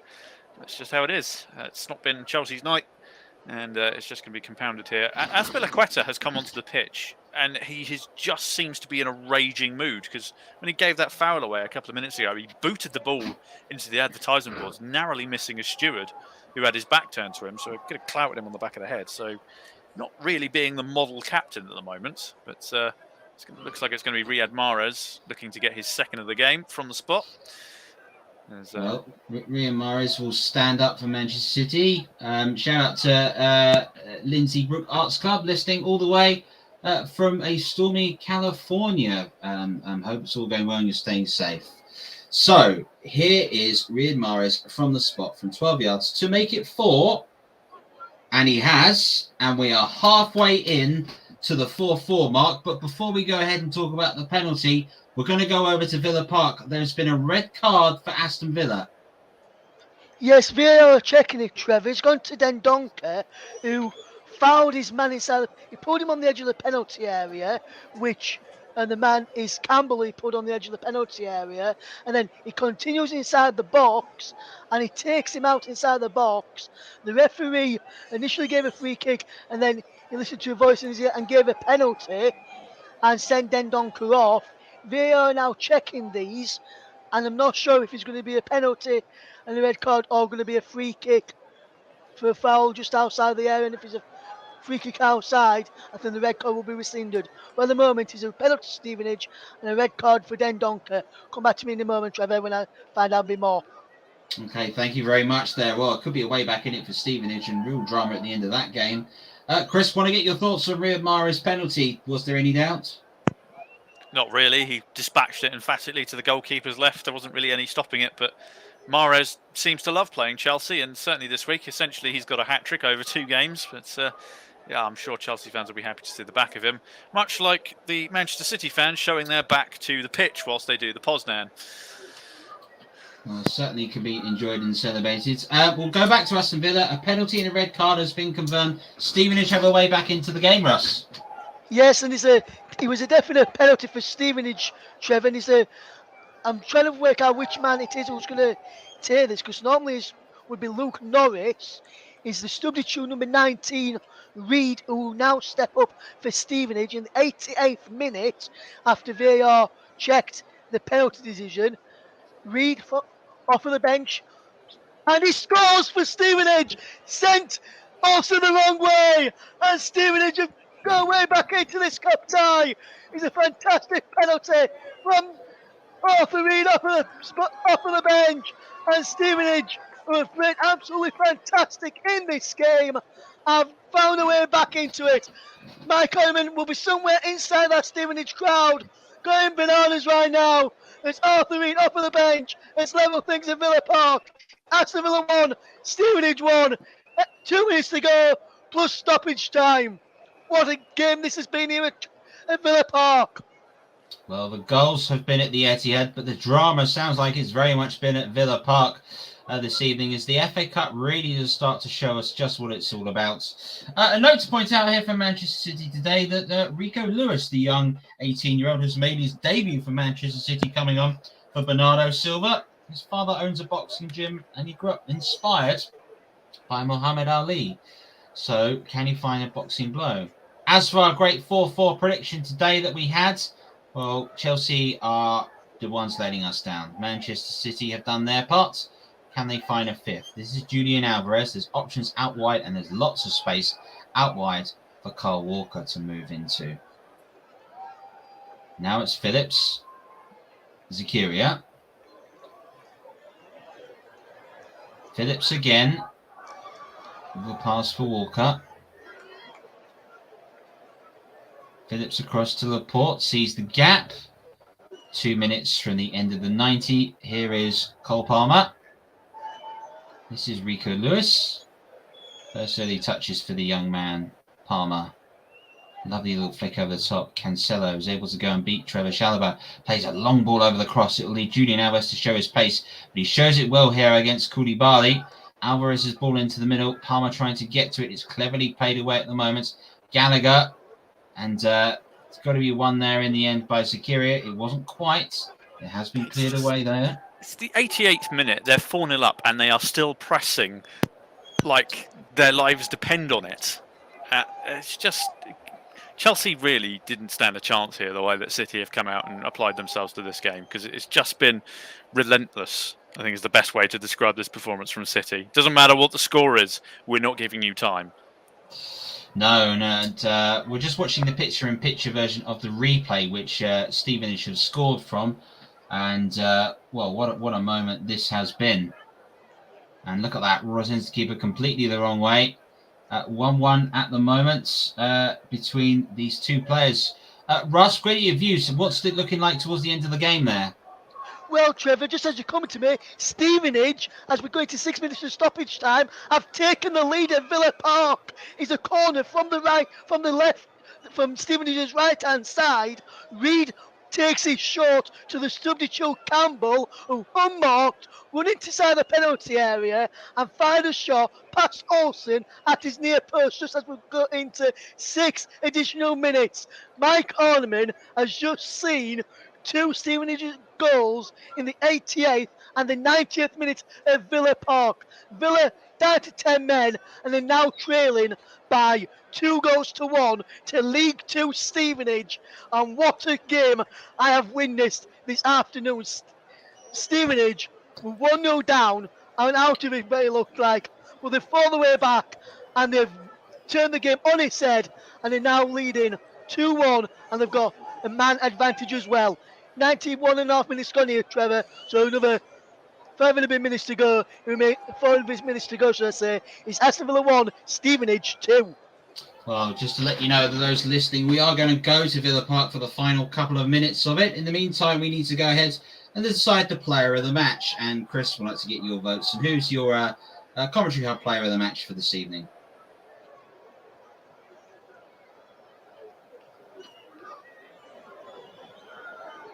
Well, if we could hear him, we definitely would accept his words.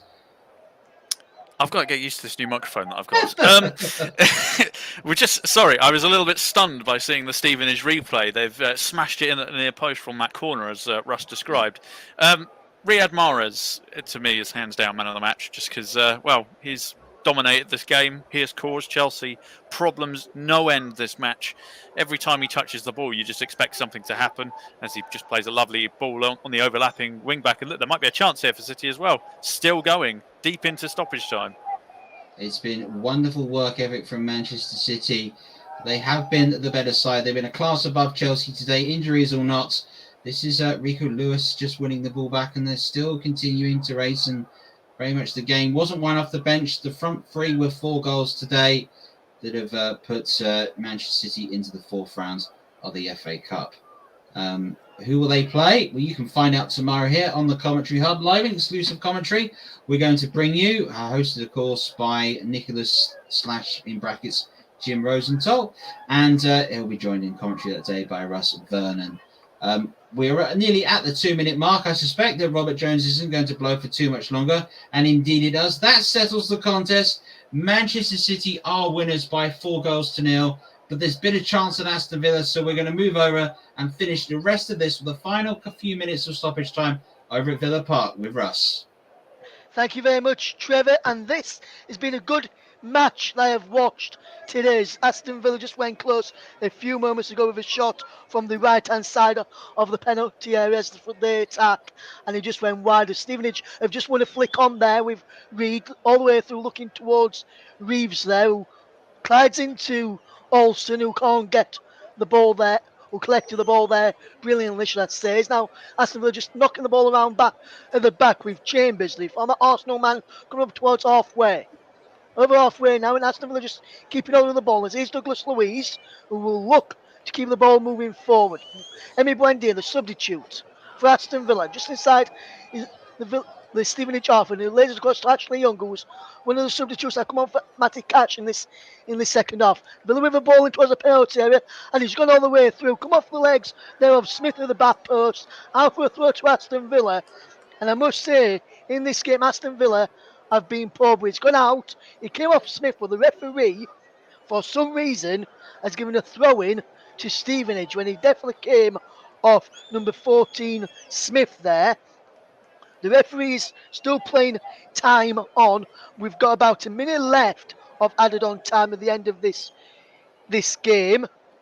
As it's Aston Villa 1, Stevenage 2, that late goal for the 2 late goals in this game, which has seen a fantastic comeback for Stevenage. And Mike Orneman will be jumping up and down with that one, I can tell you, in the way as they're going through forward here again. He's Amu going inside the penalty. Amu shoots, takes the deflection into the arms of Olsen, who falls down under the challenge of Roberts, who gets an elbow into the back by Ramsey. The free kick being given to Aston Villa. Olsen takes it quickly as Aston Villa will try and get on with it about less than 30 seconds to go. Can Stevenage of League Two hold on to cause one of the biggest shocks, as one with Wrexham in the FA Cup, as that ball's over the top to the far side, and Roberts, who's just offside, who's knocked the ball away, now Ashley Young has pushed him, but the referee's not giving a yellow card to Ashley Young or to the Stevenage player Roberts there. Been a fantastic game. We've played just the 6 minutes now as Olsen hits this ball forward. All eyes are now going to be on referee Graham Scott for the final whistle as Aston Villa try and come forward. He's cleared away up towards halfway, and now the full-time whistle has gone at Villa Park, and Aston Villa of the Premier League have been knocked out by League Two Stevenage. 2 late goals for them has turned this game around. It was a opening goal for Morgan Sanson with his first goal of the season for Aston Villa on 33 minutes. But then on 88 minutes, there was a red card for Dendoncker and a penalty after Campbell was fouled inside the penalty area. Reed, the substitute, stepped up and took it and fired it into the back of the net, sent Olsen the wrong way, and then from a short corner, worked brilliantly to Campbell by Reeves, and Campbell, also a substitute, fired home. So the 2 substitutes off of the bench, Stevenage only had 5 subs on the bench, used 4 of the, there are 6 subs on the bench, should I say, used 5 of them, and the It was the two substitutes that turned the game on its head in favour of Steve Evans' League Two Stevenage, who have knocked out Unai Emery's Aston Villa. At Villa Park is finished Aston Villa 1, Stevenage 2. And what a game I have just witnessed here this afternoon. Thanks, Russ, for that last-minute spontaneous commentary. Oh boy, Stevenage knocking out Aston Villa to go through to the fourth round. We'll get onto that. We'll get onto that a bit later on. But for now, Manchester City predictably beating Chelsea by four goals to nil. I think I read somewhere that they could win them 2-0. But those two extra goals have got to be nice for them, I am sure. But as for Chelsea, things just could not get any worse for them. And from some of the rumours I've been hearing, Chris, do you really think it's a question of when, not if, Graham Potter should go? Well, it's whether it's the right decision or not would be one of the main questions with it. Yes, it's tricky. The current situation, a change of manager, I don't think would solve their current problems. A new manager doesn't suddenly fix all the injuries that they've had. But I don't know how they would expect to employ somebody else's philosophy and ideas this late on into the season. I mean, they're out of the FA Cup. They're out of the Carabao Cup. They're kind of staring at maybe European opportunity, perhaps. But arguably, if they were that fussed about Europe, they would never have sacked Tuchel. So it's tricky. I wouldn't know what to think. We have to. The owners will have to say something, I think, after this match and basically go, we are backing Potter. You're just going to have to be patient this season. You might as well write it off, and we'll take what we can get. Or if they follow the fan fare of what the fans are saying and swing the axe, but then who do you bring in? Who would you replace Potter with who could pick up this aging, battered squad that haven't really got much to play for this season? It's as much as you could sack Potter, who would you get instead? I personally have no idea. But Pep Guardiola, he just continues to weave his magic with Manchester City, and Riyad Mahrez getting in the goals that he did just goes to show that he is one of the right forward men for the job. Well, I mean, it's difficult to say with this, because what do you do? What manager does something different? Like, I really don't know where you go with Chelsea from here, because as I said, they're sitting 10th in the Premier League at the minute, which isn't great by their standards. Let's be honest, but you've got to look at the situation that they're in. As I said, injury crisis. The manager is still kind of betting in his philosophy, and obviously they've been knocked out by Manchester City, who aren't there's no shame in losing to Manchester City. They've been the best team in England probably for the best part of the decade now, which you can't really argue with it. But their league form is a worry. They're not miles away. I mean, you could keep in mind they're only 3 points behind Liverpool, and not too many people are talking about Jurgen Klopp's job. But he's in a similar position. He's in a team which needs investment, is kind of aging a little bit. They've got new players that are bedding in, and so on and so forth. But he's not getting anywhere near as much flack as Potter. So, also, Chelsea, they have a game in hand as well. They can put a run of form together in the second half of the season, and they'll be knocking on the door of fifth and fourth place, because Newcastle are currently sat third. We don't know whether they're going to stay where they are. Manchester United also are very hot and cold. You got Tottenham sitting fifth. It's a very competitive league this year. So, and obviously, ironically, the groundwork that he left at Brighton has been a great platform for them to push on and be knocking on the door of the top 7. So, it's, as I said earlier, it's kind of a perfect storm for Chelsea to be doing a bit naff. Is the best way to describe it, because they've got loads of injuries. They're in a transitional phase with new manager, and the Premier League arguably this year has been more competitive than it has been in recent. So I don't really know who would do any better for them. They had Tuchel, they got rid of him. They didn't think he was good enough, who arguably has more pedigree than someone like Potter. They've gone with Potter with the whole idea that it would be a long rebuild job. I would imagine that'd be the reason that they hired him. But if they're going to sack him, 6-7 months into his contract, what was the point of hiring him in the first place, and what was the point of sacking Tuchel? Because it just leads to other questions as to what's going on in the boardroom. So, yeah, it's a weird time for Chelsea. We don't really know what we're going to get for the second half of the season. It's troubling, yes, but every big team will have this kind of downturn at some point, and it might just be Chelsea's turn. Yes, it certainly might be. And another fact that I found before we went on air, when I was looking up Lewis Hall, I actually found out that he is the younger brother of Connor Hall, who plays for National League Northside Chorley. So there you go. You learn something new every day. As for Stevenage, with the amazing. With that amazing last minute commentary by Russ. Don't forget, Russ and I will be part of the team for tomorrow evening's coverage of Oxford City against Arsenal. We're hoping to Oxford United against Arsenal, I should say. I don't really see Oxford pulling off anything that Stevenage did against Arsenal, who are the Premier League leaders, no less. But stranger things have happened. But stranger things have happened in football. Although part of me is hoping that there could well be an upset. And we're just about out of time. So we'll see you tomorrow for Oxford against Arsenal. Good night.